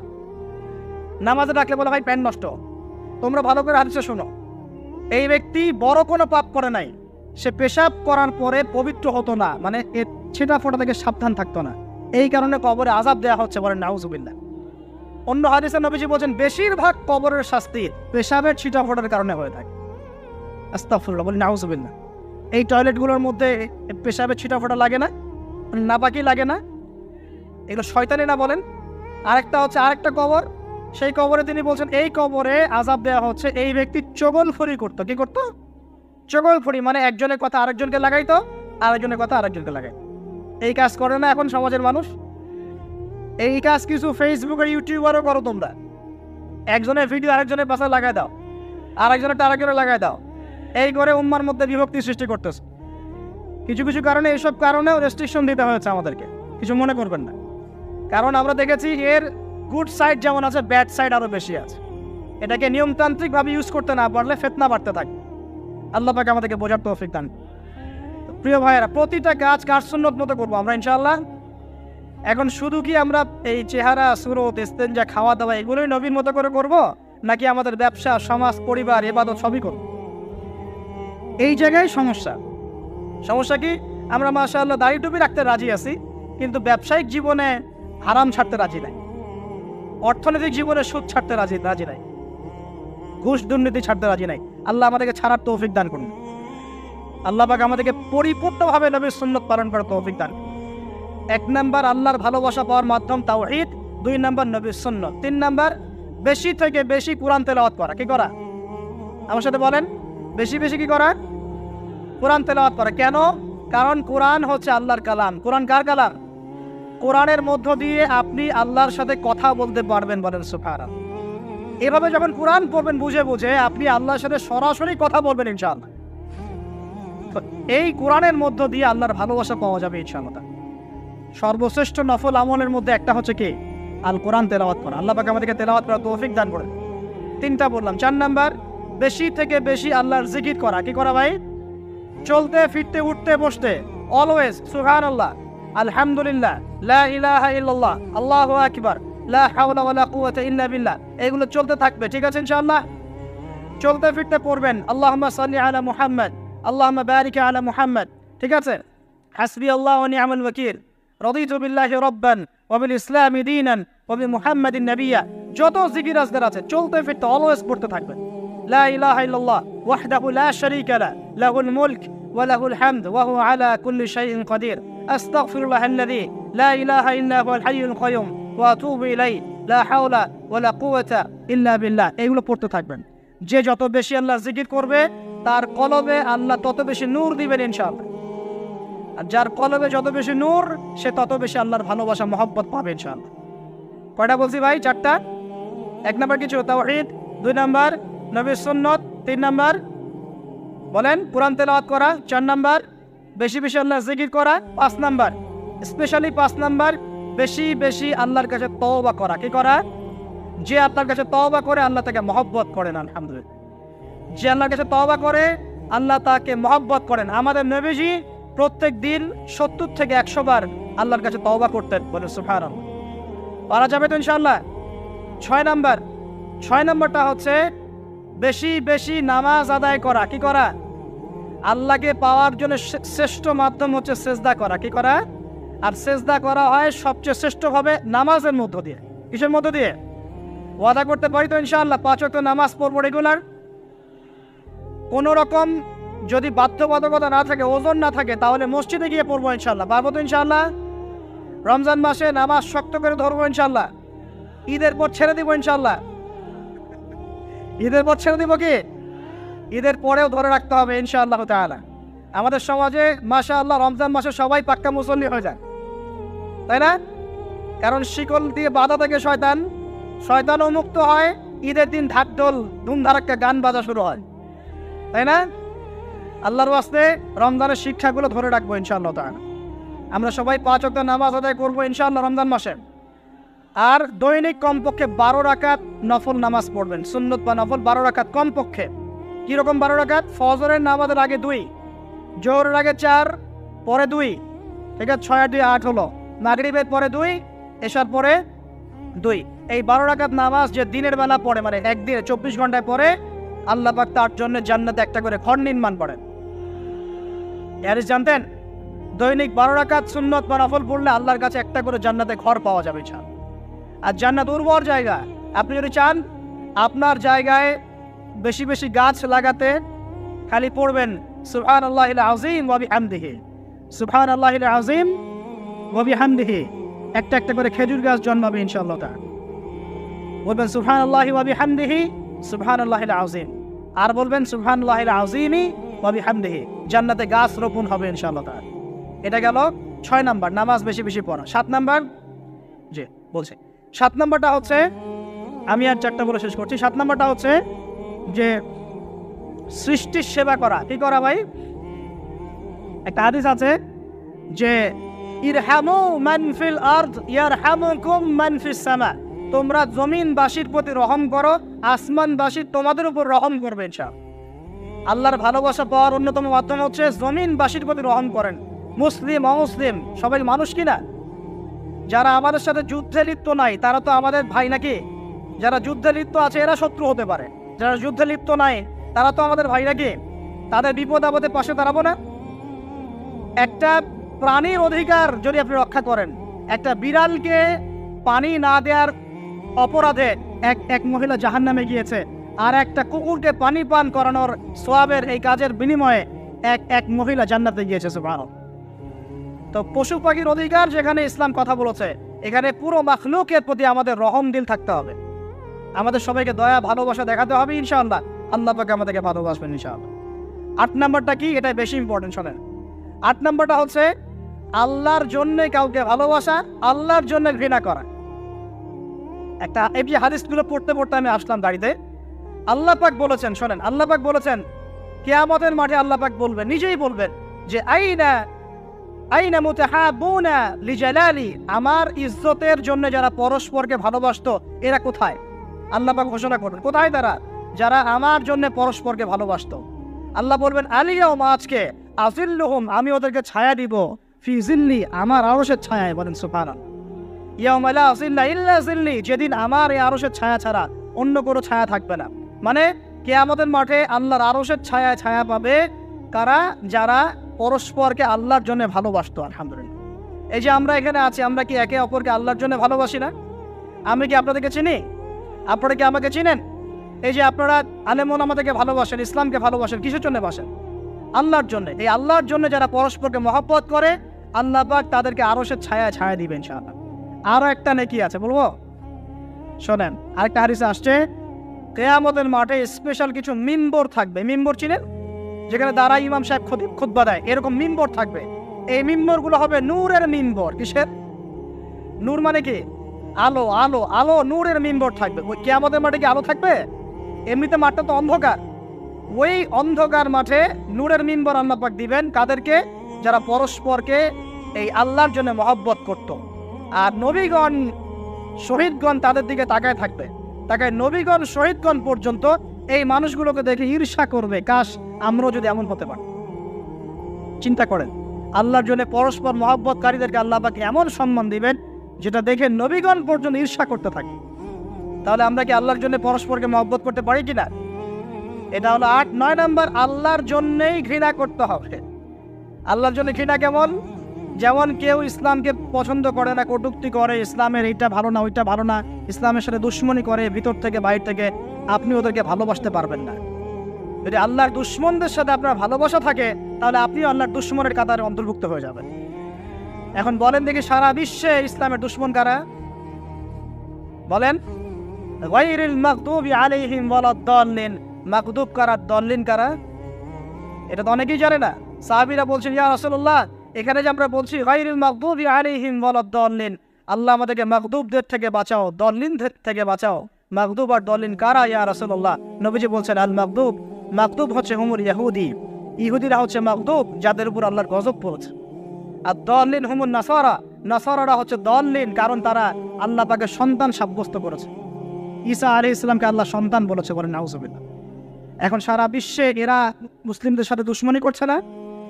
আমরা যদি ব্যক্তিগতভাবে, সামাজিকভাবে বা পলিটিক্যালি ওদের সাথে বন্ধুত্ব করে চলে, আমরা কি আল্লাহ দুশ্মনদের সাথে শরীক হলাম না?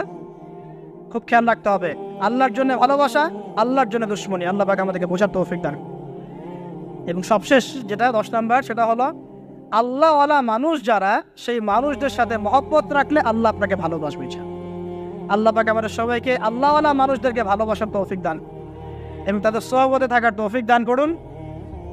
মনের ভিতর থেকে সমস্ত রকম হিংসা, বিদ্বেষ, অহংকার, রিয়া, পরশ্রীকাতরতা, এগুলোকে দূর করার তৌফিক আল্লাহ পাক দান করুন। আমরা দোয়া করি আল্লাহ পাক সবাইকে তাওহীদপন্থী হওয়ার তৌফিক দান করেন, নবীর সুন্নতের উপর আমল করার তৌফিক দান করেন। নবী সাল্লাল্লাহু আলাইহি ওয়াসাল্লামের উম্মত হিসেবে তার সুন্নতকে সর্বোচ্চ অগ্রাধিকার দেওয়ার তৌফিক দান করেন। আল্লাহ পাক আমাদের সবাইকে আল্লাহ যাদেরকে ভালোবাসতে বলেছেন তাদেরকে ভালোবাসার তৌফিক দান করুন। আল্লাহ পাক এই বেহায়া দিবসের সব বেহায়ামি থেকে আমাদেরকে হেফাজত করুন। এই নগ্নতা, অশ্লীলতা, পর্নোগ্রাফি, হারাম সম্পর্ক থেকে আল্লাহ আমাদেরকে বাঁচান। আল্লাহ পাক আমাদেরকে মাদক থেকে বাঁচান। আল্লাহ পাক আমাদেরকে পরস্পরকে আল্লাহর জন্য ভালোবাসার তৌফিক দান করুন। আল্লাহ পাক আমাদের সবাইকে আরশের ছায়া পাওয়ার তৌফিক দান করুন। মুমিনদেরকে বলা হয়েছে তোমরা কখনো হতাশ হবে না, কারণ তাকদীর লেখা হয়ে গেছে, হতাশ হওয়ার কোনো কারণ নাই। একটা প্রবণতা আমরা সমাজে দেখছি আত্মহত্যার। ইয়াং জেনারেশনকে আমরা নসিহত করব যে ভুলেও নিজের জীবনকে বিসর্জন দিতে যাবেন। আল্লাহ রাব্বুল আলামিন আপনাদেরকে সৃষ্টি করেছেন তার ইবাদত করার জন্য এবং তার জমিনে তার দিনটাকে প্রতিষ্ঠা করার জন্য। হেলায় খেলায় আপনার জীবনটা নষ্ট করবেন না, ঠিক আছে ভাই? আল্লাহ বোঝার তৌফিক দান করেন। তো কলম সৃষ্টি করার পরে কিয়ামত পর্যন্ত সব লেখা হয়ে গেছে। এখন আমাদের এই পৃথিবীতে তো মানুষ ছিল না, ছিল? এদিকে মনোযোগ দেন। এই পৃথিবীতে কি আগে মানুষ ছিল? এই পৃথিবীতে আগে কি ছিল তাহলে বলেন? হ্যাঁ মাশাআল্লাহ, এই পৃথিবীতে কি ছিল? এখন ওরা নাই, সবার সাথেই কিন্তু একটা করে আছে। কমপক্ষে কয়টা করে? সবার সাথে কমপক্ষে একটা করে। আর কোন কোন জায়গা আছে যেখানে জিনের বড় বড় আকড়া আছে। পৃথিবীতে যে জায়গাগুলো থেকে ইসলাম বিরোধী অপতৎপরতাগুলো চলে, ওখানে জিনের আকড়া বেশি। কথা বুঝতে পারছেন? তো জিন জাতিকে আল্লাহ পাক ধ্বংস করে দিয়েছেন তাদের পাপের কারণে, আল্লাহ দ্রোহিতার কারণে, অবাধ্যতার কারণে। এখন আল্লাহ রাব্বুল আলামিন ইরাদা করলেন পৃথিবীতে আমাদেরকে সৃষ্টি করবেন, মানে মানুষকে সৃষ্টি করবেন। আল্লাহ পাক তার সমস্ত ফেরেশতাদেরকে একত্রিত করলেন। ঘটনাটা কিন্তু খুব ইন্টারেস্টিং। আমি জানি এখানে ওলামায়ে কেরামও আছেন, তবে আমি সবার জন্য প্রযোজ্য হয় এমন কথা বলারই চেষ্টা করছি, কারণ অনেকে হয়তো এগুলো নাও জানতে পারে। তো আল্লাহ পাকের ভাষায় আমি যদি বলি, আল্লাহ রাব্বুল আলামিন বলছেন, বা'দা আউযু বিল্লাহি মিনাশ শাইতানির রাজীম, ওয়া ইয ক্বালা রাব্বুকা লিল মালাইকা ইন্নী জাঈলুন ফিল আরদি খলিফা। হে নবী মুহাম্মদ সাল্লাল্লাহু আলাইহি ওয়াসাল্লাম, তুমি স্মরণ করো সেই সময়ের কথা যখন আল্লাহ তোমার রব সমস্ত ফেরেশতাদেরকে ডেকে বলেছিলেন যে ইন্নী জাঈলুন ফিল আরদি খলিফা, আমি জমিনে মানে পৃথিবীতে আমার খলিফা পাঠাতে চাই। কি পাঠাতে চাই? আরো জোরে বলেন। আল্লাহ পাক বলেননি পৃথিবীতে মানুষ পাঠাতে চাই, পৃথিবীতে নতুন কোনো মাখলুক পাঠাতে চাই। আমাদেরকে আল্লাহ পাক সম্মানের শব্দে সম্মানিত করেছেন, বিশেষায়িত করেছেন। আমাদেরকে বলেছেন আমরা আল্লাহর খলিফা, আমরা আল্লাহর খলিফা। এখন আমরা আল্লাহর খলিফা, কিন্তু পৃথিবীতে মানুষ খিলাফা শব্দ সহ্য করতে পারে। হ্যাঁ, কি অদ্ভুত না? এটা কোরআনে কি শেষের দিকে আছে না প্রথম দিকে আছে? সূরা বাকারার একদম শুরুর থেকে 3টা 4টা 5টা পৃষ্ঠা উল্টালে দেখবেন এই একটা আছে। কোরআন তাহলে শুরু থেকে কখনো খুলেও দেখেনি সে ব্যক্তি। প্রমাণ হলো এটা, সে খুলেও দেখে নাই, অথবা দেখলেও সে এড়িয়ে গেছে। আল্লাহ পাক আমাদেরকে বললেন যে পৃথিবীতে আমি আমার খলিফা পাঠাতে চাই। তাহলে আদম আলাইহিস সালামকে আল্লাহ পাক মুহাব্বতের শব্দে, সম্মানের শব্দে বিশেষায়িত করলেন কি বলে? সুবহানাল্লাহ, সুবহানাল্লাহ। আর খলিফা কাকে বলে এটা আমি আপনাদেরকে বোঝাচ্ছি একটা দোয়া থেকে। এই যে গাড়িতে করে আমরা বাসা থেকে আসলাম বা যখন কোনো সফরে যাই, আমরা একটা দোয়া পড়ি, সুবহানাল্লাযী সাখখারা লানা হাযা ওয়া মা কুন্না লাহু মুকরিনিন ওয়া ইন্না ইলা রাব্বিনা লামুনকালিবুন। এতটুকু তো পড়ি নাকি? ভাই এগুলো পড়তে হবে। বইমেলায় এসেছি শুধু লেকচার শোনার জন্য না, ছবি তোলার জন্য। আজকে জীবনটা পরিবর্তন করার নিয়াত করে যাইতে হবে, ঠিক আছে ভাই? বই প্রকাশ করা, ছাপানো, বিক্রি করা, লেখা, এর চেয়ে বড় কথা আমার জীবনটা ইলমের আলোয় আলোকিত করা। আমি বই লিখলাম ধরেন একটা, আমার মধ্যে সেই আমল নাই, লাভ নাই। লাভ আছে? আমি বই ছাপাইছি 100, 200, 500, 1000, আমি নিজেই আমল করি না, হবে? আগে আমল জরুরি। ইলমের সাথে আমলটা খুব বেশি জরুরি। আলেম তাকেই বলা হয় যে ইলম অনুযায়ী আমল করে। আর আল্লাহ পাক বলেন লিমা তাকুলুনা মা লা তাফআলুন, তোমরা এমন কথা কেন বলো যে আমল নিজেরাই করো না? কাবুরা মাকতান ইনদাল্লাহ আন তাকুলু মা লা তাফআলুন, আল্লাহর কাছে সবচেয়ে গর্হিত একটা অপরাধ তোমরা একটা কথা বলবা কিন্তু আমল করবা না। তো দোয়াটা মুখস্থ করবেন। এই দোয়ার নিচে একটা অংশ আছে, আল্লাহুম্মা আনতা সাহিবু বিস সাফারি। আমার কথাটা শুনেন, খলিফার অর্থটা বুঝেন। অনেকে তো অনেকভাবে ব্যাখ্যা করে আর কি। আল্লাহুম্মা আনতা সাহিবু ফিস সাফারি, আল্লাহ তুমি এই সফরে আমার সাথী। সফরে বের হওয়ার সময় দোয়া পড়ছি আমরা, আল্লাহুম্মা আনতা সাহিবু ফিস সাফারি, আল্লাহ তুমি এই সফরে আমার সাথী। ওয়াল খলিফাতু ফিল আহলি ওয়া মালি, আল্লাহ আমি তো বাসায় নাই, আমার বাসার আহাল মালের খলিফা হচ্ছে তুমি আল্লাহ। তাহলে খলিফা শব্দতে কি বুঝলেন? আল্লাহ আমার বাসার আহাল মালের খলিফা মানে কি? আমার স্থলাভিষিক্ত তুমি আল্লাহ। আমি ওখানে নাই বাসায়, আমি সফরে বের হয়ে গেছি। আমার স্ত্রী, আমার সন্তান, আমার মাল, আমার জান, এগুলোর দায়িত্ব তোমার, তুমি খলিফা। কত চমৎকার দোয়া। তাহলে পৃথিবীতে আমি আমার খলিফা পাঠাতে চাচ্ছি, তার অর্থ কি? আল্লাহ রাব্বুল আলামিন এই পৃথিবীতে আমাদেরকে তার প্রতিনিধি বানিয়েছেন। সুবহানাল্লাহ, সুবহানাল্লাহ। তাহলে আমরা নিজেদের আত্মপরিচয় ভুলে গেলাম যে আমরা আল্লাহর প্রতিনিধি পৃথিবীতে, তাই না? আমরা এখন আব্রাহাম লিঙ্কনের পূজা করতেছি। আব্রাহাম লিঙ্কনের পূজা তো বুঝেন না আপনারা, এটা হচ্ছে ওই যে সকল ডেমোক্রেসির পূজার। আদতে প্রকৃত গণতন্ত্র বলে কিছু নাই এই বিশ্বের মধ্যে, যা আছে এগুলো তথাকথিত আর। স্লোগান জাস্ট, আর কিছু না। এটা যারা চর্চা করে তারাও জানে, আমাদের কাছে তারাই বলে।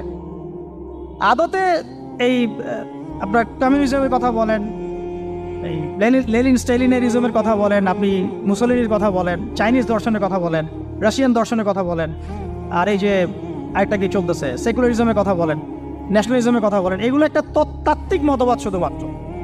প্রকৃত মতবাদগুলো আপনি পাবেন বিশুদ্ধ যেগুলো কোরআন এবং হাদিসেই, এর বাইরে নাই।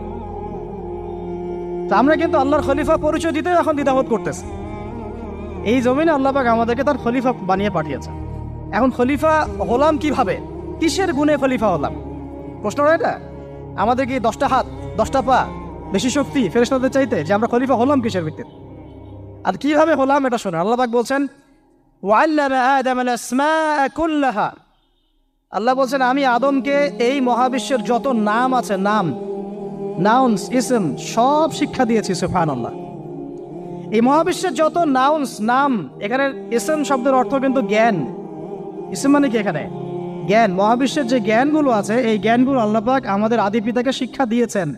আমাদের আদি পিতাকে আল্লাহ নিজে শিক্ষা দিয়েছেন। সৃষ্টিগতভাবে আমরা জ্ঞানী ছিলাম না, আল্লাহ পাক আমাদেরকে জ্ঞান শিক্ষা দিয়েছেন। আমরা ফিলোসফির বইগুলো খুললে দেখবেন ওখানে বুদ্ধিবাদ নামে একটা মতবাদ আছে। মানে তারা বলে যে মানুষ সৃষ্টিগতভাবেই একজন বুদ্ধিদীপ্ত প্রাণী। এটা ভুল কনসেপ্ট। সৃষ্টিগতভাবে আমাদের মধ্যে জ্ঞান ছিল না, আল্লাহ পাক আমাদেরকে জ্ঞান শিক্ষা দিয়েছেন। কথা বুঝতে পারছেন? একটা মতবাদ তাদের আছে অভিজ্ঞতাবাদ, মানে মানুষ অভিজ্ঞতা থেকেই শিখে। আরেকটা আছে সমন্বয় মতবাদ, আপনারা তো এগুলো অনেকে পড়েছেন হয়তো। এর বাইরে যে একটা মতবাদ আছে যে আল্লাহর পক্ষ থেকে ওহী ভিত্তিক মানুষ জ্ঞান শিখে, এই মতবাদ কোনো দার্শনিকের বইয়ে স্থান পেল না। কি আফসোস, কি আফসোস! অথচ মুসলিম ঘরের দার্শনিক তারা। আমরাও পড়েছি ভাই 4 বছর এই কারণে গেলে।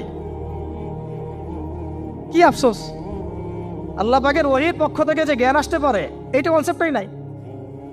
অথচ এখানে কোরআনে আল্লাহ পাক বলছেন ওয়াল্লামা আদামাল আসমাআ কুল্লাহা, আমি আল্লাহ আদমকে সমস্ত নাম শিক্ষা দিয়েছি। সুবহানাল্লাহ। এরপরে এই যে জ্ঞান আদম আলাইহিস সালামকে আল্লাহ পাক শিক্ষা দিলেন, এর ফলশ্রুতিতেই আল্লাহ পাক বললেন যে ওয়াইয কুলনা লিল মালাইকা উসজুদু লি আদম, হে ফেরেশতারা তোমরা এখন আদমকে সিজদা করো। কি ফেরেশতাদেরকে দিয়ে আল্লাহ পাক আমাদের পিতাকে সিজদা করালেন কিসের মানদণ্ডে? কিসের কারণে? জ্ঞানের কারণে। জ্ঞানের কারণে ফেরেশতাদেরকে আল্লাহ পাক বললেন যে এই নামগুলো বলে দাও তো তোমরা। তারা বলতে পারলো না। তারা বললো লা ইলম আল্লাহুম্মা লা ইলমা লানা ইল্লা মা আল্লামতানা। আল্লাহ আমাদের তো সেই জ্ঞান নাই, শুধু ওইটুকু জ্ঞান আছে যা আপনি আমাদেরকে শিখিয়েছেন। তখন আল্লাহ পাক বলেছিলেন যে আমি যা জানি তোমরা তা জানো না। আমি কি বলি নাই যে আমি আসমান জমিনের গায়েবের সব খবর জানি? তখন আল্লাহ বললেন যে তোমরা সবাই সিজদা করো আদমকে। তাহলে আমাদের পিতাকে খলিফা করা হলো, জ্ঞান শেখানো হলো, আল্লাহ পাক নিজে শেখালেন, ফেরেশতা মণ্ডলীদের দিয়ে সিজদা পর্যন্ত করালেন। কিসের মানদণ্ডে? আরো আসতে বলেন, জ্ঞানের মানদণ্ডে। এখন যদি আমরা একটু প্রশ্ন ছুড়ে দেই নিজ নিজ বিবেকে, আমরা কি সেই ওহীর 10টা সূরাও শিখেছি? 10টা পারা কি পড়া হয়েছে কখনো? 10টা সূরারও কি অর্থ জানি? অনেকে তো 10টা আয়াতের অর্থ জানি না। আমরা কি সেই ওহীর 10টা হাদিস শিখেছি? তাহলে আমরা কোথায় সম্মান খুঁজতেছি? পশ্চিমাদের কাছে? বলেন। সত্যি সবচেয়ে আফসোস লাগে আমার একটা জিনিস, যে মুসলিমরা আমরা এখন আমাদের আত্মপরিচয় ভুলে যাচ্ছি, আর আল্লাহ পাক আমাদেরকে যেখানে সম্মান রেখেছে ওইখানে সম্মান না খুঁজে আমরা অন্যের দাসত্বের সম্মান খুঁজতেছি। আল্লাহ আমাদেরকে বোঝার তৌফিক দান করে। এটা অজ্ঞতার কারণে হচ্ছে। আমাদের কাজ তাদেরকে সচেতন করা বা তাদেরকে মেসেজ পৌঁছে দেয়া। আমরা উগ্র পন্থা অবলম্বন করব, আমরা হিকমার সাথে প্রজ্ঞার সাথে মানুষকে বোঝানোর চেষ্টা করব, এগুলো বোঝানোর অংশ। এখন আচ্ছা, আরেকটা কথা আপনাদেরকে বলি, একটা কথা আমি মাঝখানে মিস হয়ে গেছে। এই যে আল্লাহ পাক আমাদেরকে খলিফা করে পাঠিয়েছেন, খলিফার কাজ কি? প্রশ্ন না? আমাদের কাজ কি তাহলে? এই কাজটা আল্লাহ পাক আবার ব্যাখ্যা করেছেন সূরা সদের মধ্যে। কোন সূরায়? সূরা সদ। সদ নামে একটা সূরা আছে, সূরা ইয়াসিনের আগে পড়ে পাবেন। তো এখানে আল্লাহ পাক আরো একজন নবীকে তার খলিফা বলেছেন। সেই নবীর নাম দাউদ আলাইহিস সালাম। কি নাম? আর দাউদ আলাইহিস সালাম কিন্তু এই জেরুজালেম থেকে, যেখানে এখন ওই জায়নিস্টরা বোম্বিং করে আর কি, নিরীহ মুসলিম থেকে হত্যা করে বিগত 70 বছর থেকে, ওই ওই জেরুজালেম থেকে কিন্তু দাউদ আলাইহিস সালাম বিশ্ব শাসন করেছিলেন। তার পরবর্তীতে তার সন্তান সুলাইমান আলাইহিস সালামও কিন্তু ওখান থেকেই বিশ্ব শাসন করেছিলেন। আর এখনকার বনু ইসরাইল দাবিদার এই জায়নিস্টরা, তারাও কিন্তু ওই ফিকিরই করছে, ওখান থেকে তারা বিশ্ব শাসন করতে চায় এবং তারা মনে করে তাদের একজন মাসিহ আসবে, সেই মাসিহ আসলে তারা বিশ্ব শাসন করবে। আমরা সেই মাসিহের নাম জানি মাসিহুদ দাজ্জাল। কি নাম? এই দাজ্জালকে ওরা ওদের সত্য মাসিহ মনে করে, আমরা জানি হচ্ছে মিথ্যা ভণ্ড প্রতারক মাসিহ, অথচ ওরা মনে করে এটা হচ্ছে সত্য মাসিহ। এই জায়গায় তারা ধোঁকা খাচ্ছে। অথচ সত্য মাসিহ হচ্ছেন ঈসা আলাইহিস সালাম, যিনি আবার শেষ জামানায় আসবেন এবং তার হাতেই এই মাসিহুদ দাজ্জাল মারা যাবে এবং তারপরে পুরো বিশ্বে আবার ওই খিলাফা কায়েম হবে, ওই যে খলিফা, ওটা সারা বিশ্বে কায়েম হবে। এই টাউন হলও বাদ যাবে না ইনশাআল্লাহ। এটা মানুষ মানতে চাচ্ছে না, কিন্তু মানুষ না মানলে কি, আল্লাহ পাকের নকশায় সব আঁকা আছে কখন কি হবে। কে কে কল্পনা করেছিল যে আজকে আপনারা বসে এখানে দিনের আলোচনা করবেন? কল্পনা করা যায় তো? যে শব্দগুলো আপনারা বলছেন এগুলো বললেই তো নাই গায়েব, এখন বলছেন। কেউ কি কল্পনা করেছিল যে হঠাৎ করে এমন একটা সময় চলে আসতে পারে? কেউ কিন্তু কল্পনা করেনি, আল্লাহ পাকের নকশায় ছিল। এখানে আমাদের একটা আফসোসের কথা, এখানে মাস্টার মাইন্ড আল্লাহ রাব্বুল আলামিন। প্রকৃত মাস্টার মাইন্ড কে? আমরা ক্রেডিট নেওয়ার প্রতিযোগিতায় ব্যস্ত হয়ে আছি এখন, কার কত ক্রেডিট নেওয়া যায়। এখানে একক ক্রেডিট পাওয়ার যোগ্য কেউ না, সমস্ত ক্রেডিট কার? আল্লাহ রাব্বুল আলামিন। এটা আল্লাহর সাথে গাদ্দারি করতে যায় না, তাহলে ভুলে যান। কারণ আমি বারবার বলেছি আপনাদেরকে, কোরআন থেকে একটা শিক্ষা আমরা শিখেছি, একটা কওম যখন মাজলুম থাকে, দুর্বল মাজলুম জুলুমের শিকার হচ্ছে, আল্লাহ পাক সেই কওমটাকে বাঁচান, কোনো না কোনো একজন ত্রাণকর্তাকে পাঠান, কোনো একটা সূরতে আল্লাহ পাক সেই কওমকে বাঁচায় দেন। আবার যদি এই নিয়ামতটা পাওয়ার পরে ওই কওম আবার এই জুলুম শুরু করে, আবার আল্লাহ দ্রোহিতা শুরু করে, আল্লাহ পাক তার চেয়ে বড় জালেম চাপাই দিন। কথা বুঝতে পারছেন? আল্লাহর সাথে গাদ্দারি করতে যাই না, আল্লাহ পাক আমাদেরকে বোঝার তৌফিক দান করেন। আর খলিফার কাজটা কোথায় পাবেন? কোন সূরায় ভাই বলেন?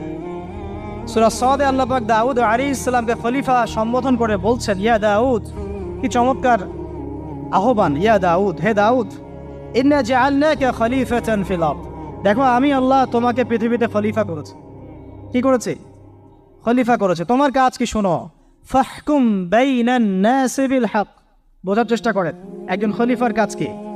খলিফা মানে আল্লাহর প্রতিনিধি, জমিনে যে দায়িত্বশীল, অন্য মানুষের উপরে যে দায়িত্বশীল, তার কাজ ফাহকুম বাইনান নাসি বিল হক, মানুষের মাঝে ন্যায় বিচার প্রতিষ্ঠা করবে, এটা তোমার কাজ।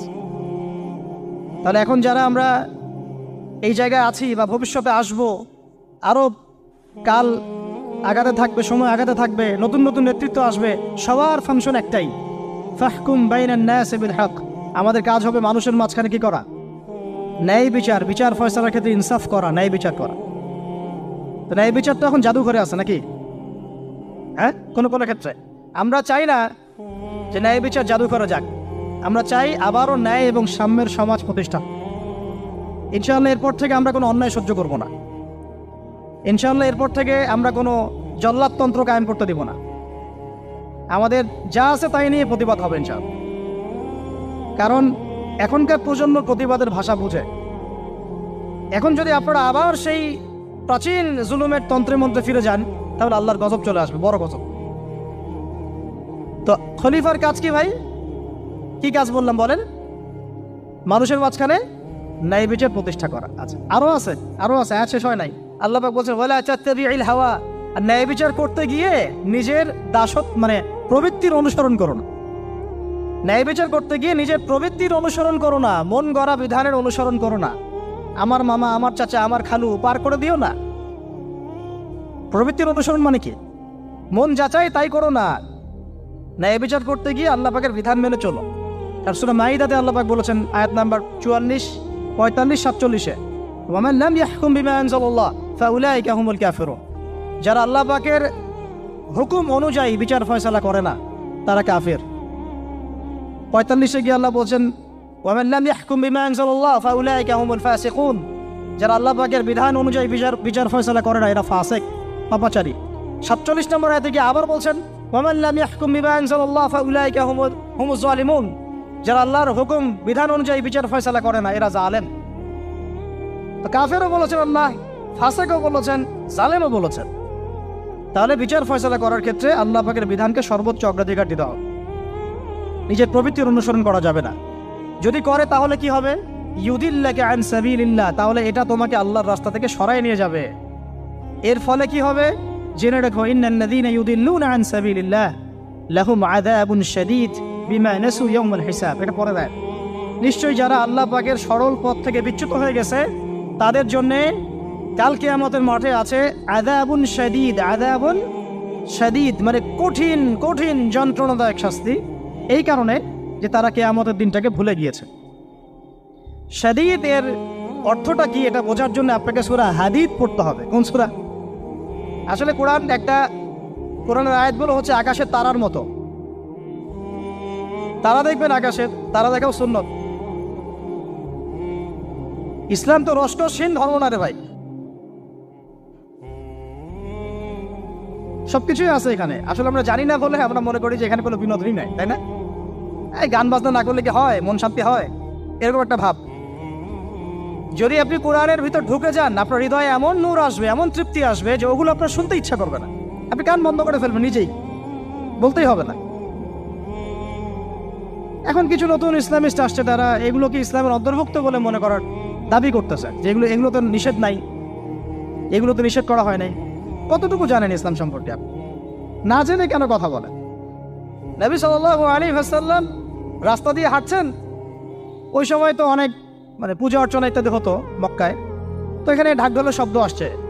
নবী সাল্লাল্লাহু আলাইহি ওয়াসাল্লাম নিজের 2 আঙ্গুল কানের মধ্যে ঢুকিয়ে দিলেন, দিয়ে পাশে একজন সাহাবী তাকে জিজ্ঞাসা করছেন হাঁটতে হাঁটতে হাঁটতে হাঁটতে, তুমি কি এখন আওয়াজ শুনতে পাচ্ছ? সাহাবী বলেন, না ইয়া রাসূলুল্লাহ, এখন আওয়াজ শুনতে পাচ্ছি না। তখন তিনি কান বের করলেন। এটা নবীর সুন্নত। আর আমরা নবীর সুন্নতকে উল্টাই দিচ্ছি কিভাবে দেখেন, আমাদের কানেই এখন ইয়ারফোন। উনি যেটা শুনে কান বন্ধ করতেন, ওইটা আমরা কানে ঢুকায় রাখছি একবার। আল্লাহ আমাদেরকে বোঝার তৌফিক দান করেন। দেখেন, আমরা তো সবাই পাপী। আমার মনে হয় না আমরা কেউ নবী সাল্লাল্লাহু আলাইহি ওয়াসাল্লামের সুপারিশ ছাড়া পার পাবো, এমনটা মনে হয় না আমার। সবাই পাপী, আপনি আমি, আমরা সবাই। তো যে নবীর সুপারিশ আমরা প্রত্যাশা করছি, সেই নবীর সুন্নতকে যদি এইভাবে অবজ্ঞা করতে থাকি, তাহলে কি সুপারিশ পাবো ভাই? কি মনে হয় আপনাদের?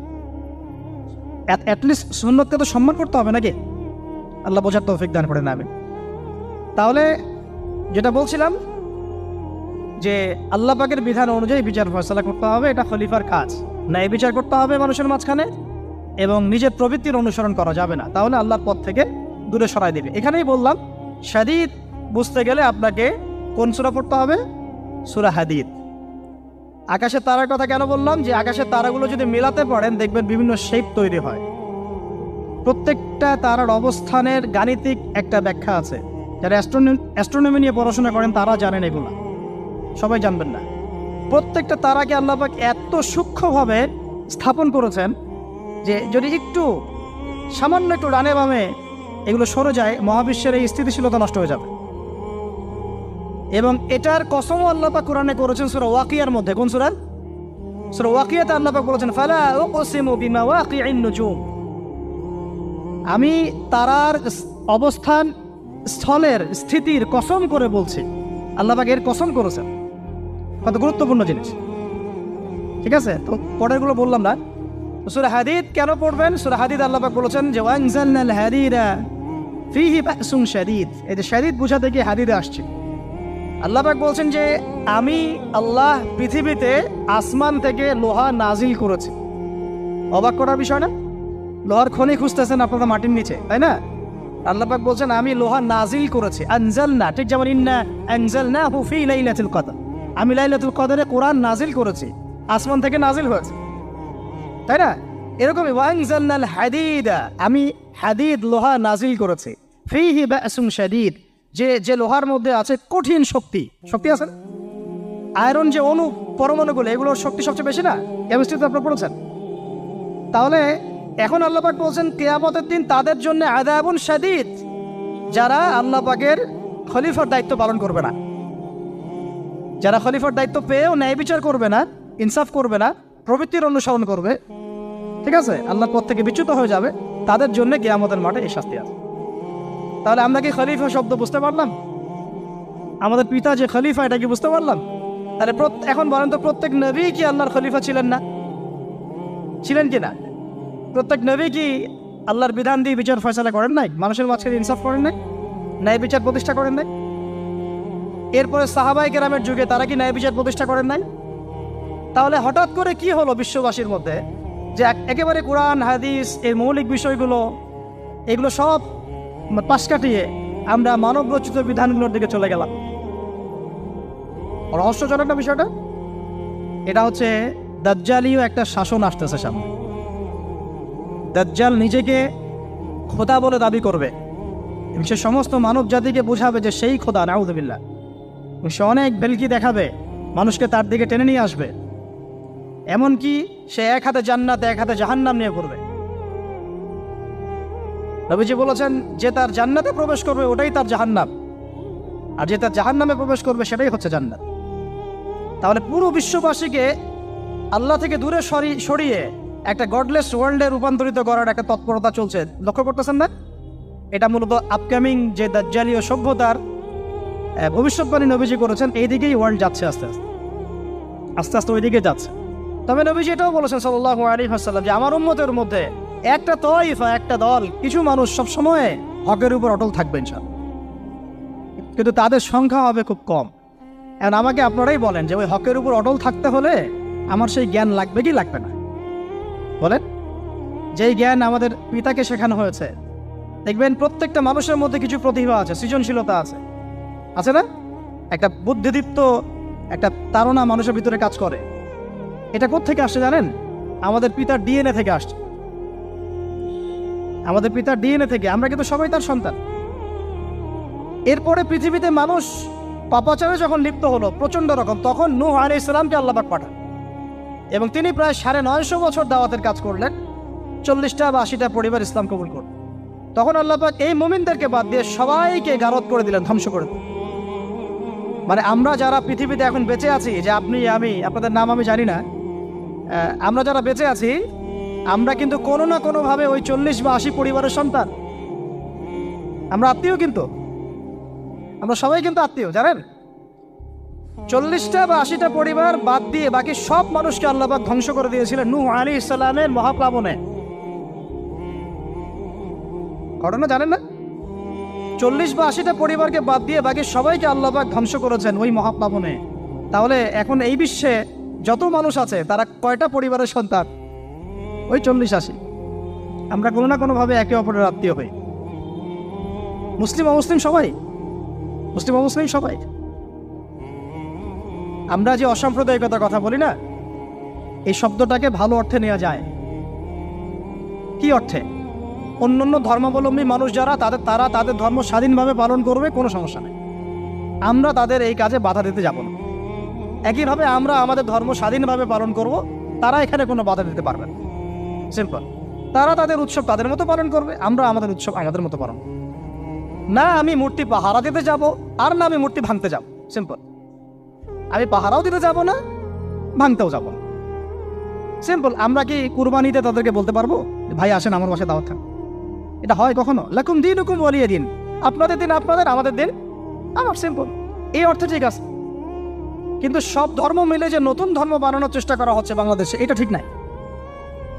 এটা শুভঙ্করের ফাঁকি। সব ধর্ম মিলে নতুন ধর্ম করার কোনো সুযোগ নাই।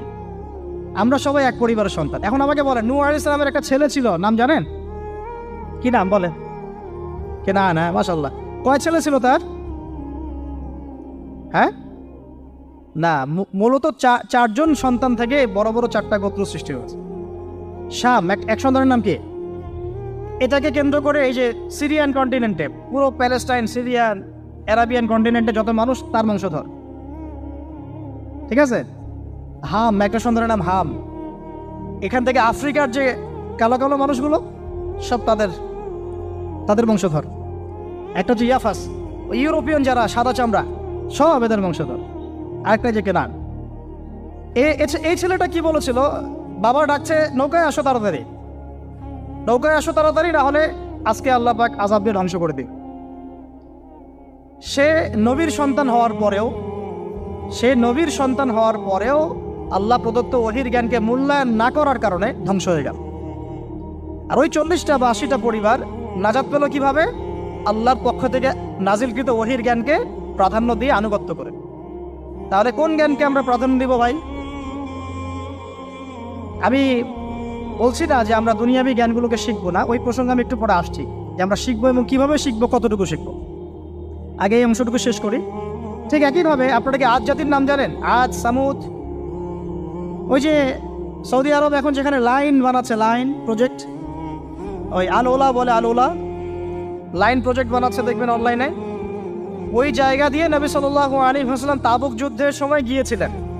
যাওয়ার সময় তিনি বলেছিলেন, তোমরা মাথা নিচু করে কান্নাকাটি করতে করতে এখান থেকে অতিক্রম করো। সাহাবীরা মাথার উপর কাপড় দিয়ে কান্নাকাটি করতে করতে জায়গাটা পার করেছেন, কারণ ওই জায়গায় সামুদ জাতি ছিল যাদেরকে ধ্বংস করা হয়েছে।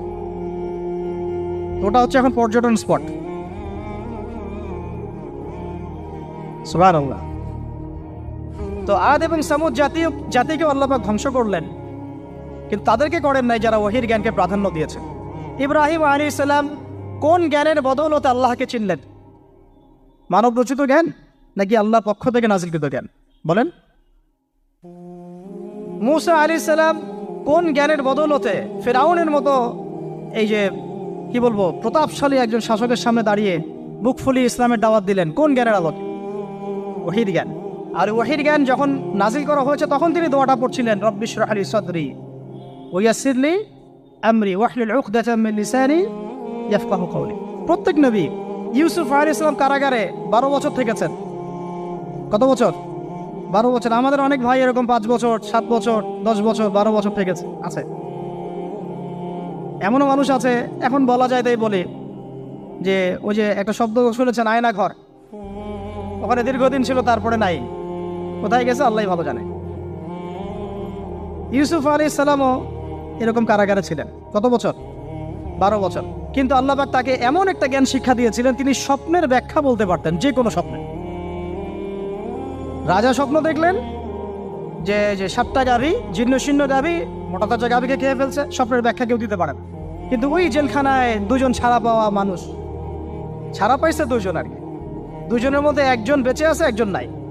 মানে 2 জন বসে বসে ইউসুফ আলাইহিস সালামকে বলছিলেন যে আমরা একটা স্বপ্ন দেখলাম যে আমার মাথায় রুটি আছে, পাখি এসে রুটি খেয়ে ফেলছে। আর আমি স্বপ্ন দেখলাম যে আমি শরাব পান করাচ্ছি, ব্যাখ্যা কি ইউসুফ? তোমাকে সত্যবাদী বলে জানি। ইউসুফ আলাইহিস সালাম বললেন, তোমার মাথায় রুটি যেটা খেয়ে নিচ্ছে তার মানে তোমাকে শুলদণ্ড দেওয়া হবে, আর তুমি যে পানি পান করাচ্ছ তার মানে তুমি নাজাত পাবে, ছাড়া পাবে। হলেও তাই। আর যে নাজাত পাবে তাকে ইউসুফ আলাইহিস সালাম বলে দিলেন যে তুমি রাজদরবারে গিয়ে আমার কথা বলো, আমার কথা আলোচনা করো। তো সে ভুলে গিয়েছিল। পরে যখন এই স্বপ্নটা দেখলো বাদশা, তখন বাদশা সবাইকে ডাকলো, ডেকে বললো যে এই গাভীর স্বপ্নের ব্যাখ্যা কি? তখন এই ব্যক্তির মনে পড়ছে, আর ইউসুফ তো ব্যাখ্যা দিতে পারে। সে গিয়ে ইউসুফ আলাইহিস সালামকে ডেকে নিয়ে আসতেছে যে এই রাজা স্বপ্ন দেখছে, ব্যাখ্যা কি? স্বপ্ন কিন্তু আপনার কাছে শুনে একটা স্বাভাবিক মনে হচ্ছে, আরে গাভীর আবার স্বপ্নের কি ব্যাখ্যা? তখন ইউসুফ আলাইহিস সালাম ব্যাখ্যা দিলেন যে 7 বছর ফসল ফলবে আপনাদের এলাকায়, তারপরের 7 বছর হবে দুর্ভিক্ষের সময়। কিসের সাথে কিসের ব্যাখ্যা? এই জ্ঞান কে শিখালেন তাকে? এই ইন্টারপ্রিটেশনের জ্ঞান কে শিখালেন? তাহলে জ্ঞানের মূল উৎস কে? আমার কথা বলার উদ্দেশ্য কি বুঝতে পারছেন? যত জ্ঞান তার মূল উৎস কে? স্বপ্ন একটা জ্ঞান, যদি সেটা সত্য হয়। আর জেনে রাখবেন, কিয়ামতের আগে আগে মুমিনদের স্বপ্ন বেশি বেশি সত্য হবে। ঠিক আছে? মূসা আলাইহিস সালামকেও সেই আল্লাহই জ্ঞান শিক্ষা দিলেন। ঈসা আলাইহিস সালাম এই কুষ্ঠরোগীর গায়ে হাত বুলালে ভালো হয়ে যায়। হ্যাঁ, অন্ধ ব্যক্তির মানে চোখে হাত বুলালে ভালো হয়ে যায়।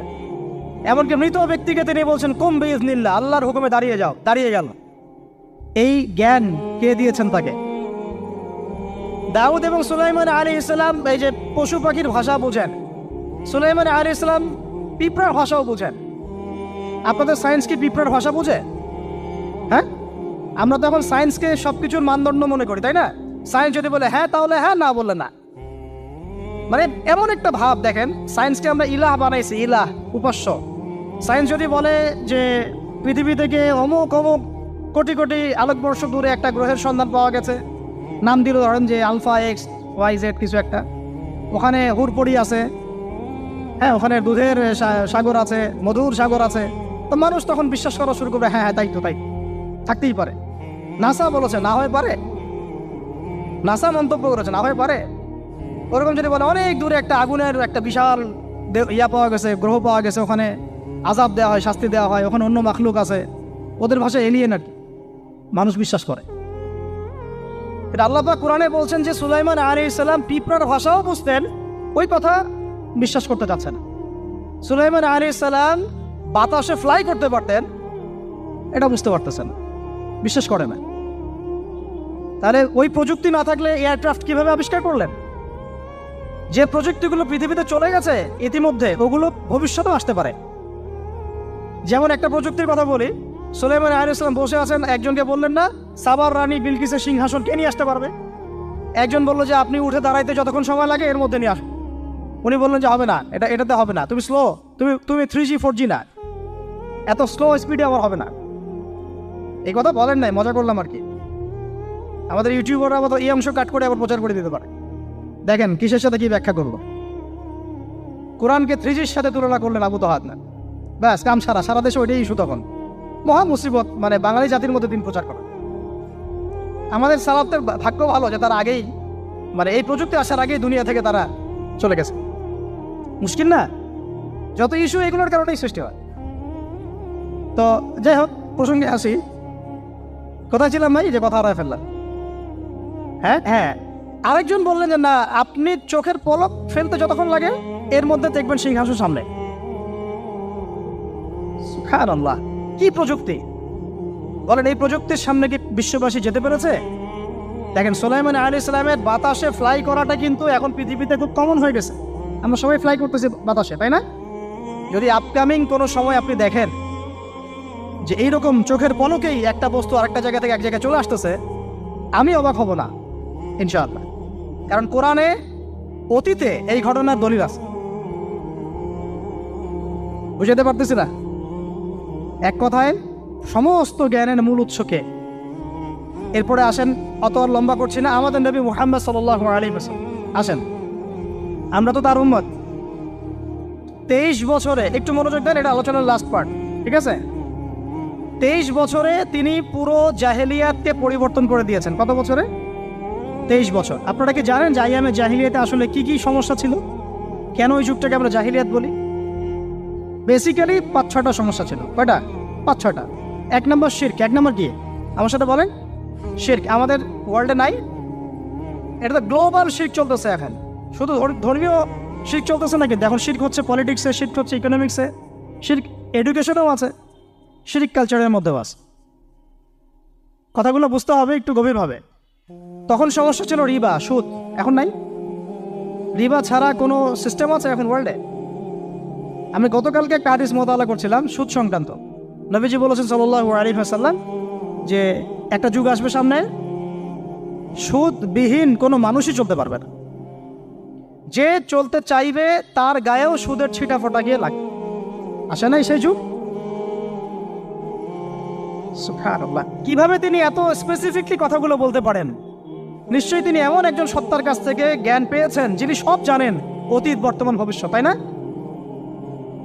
এমনকি নবীজি বলেছেন ইমামুল মাহদির সময় যে 10 জন ঘোড়সাওয়ার বের হবে এবং তারা গিয়ে খোঁজ নিতে যাবে যে দাজ্জাল বের হয়েছে কিনা, নবীজি বলছেন আমি সেই 10 জনের নামও জানি, তাদের বাবার নামও জানি।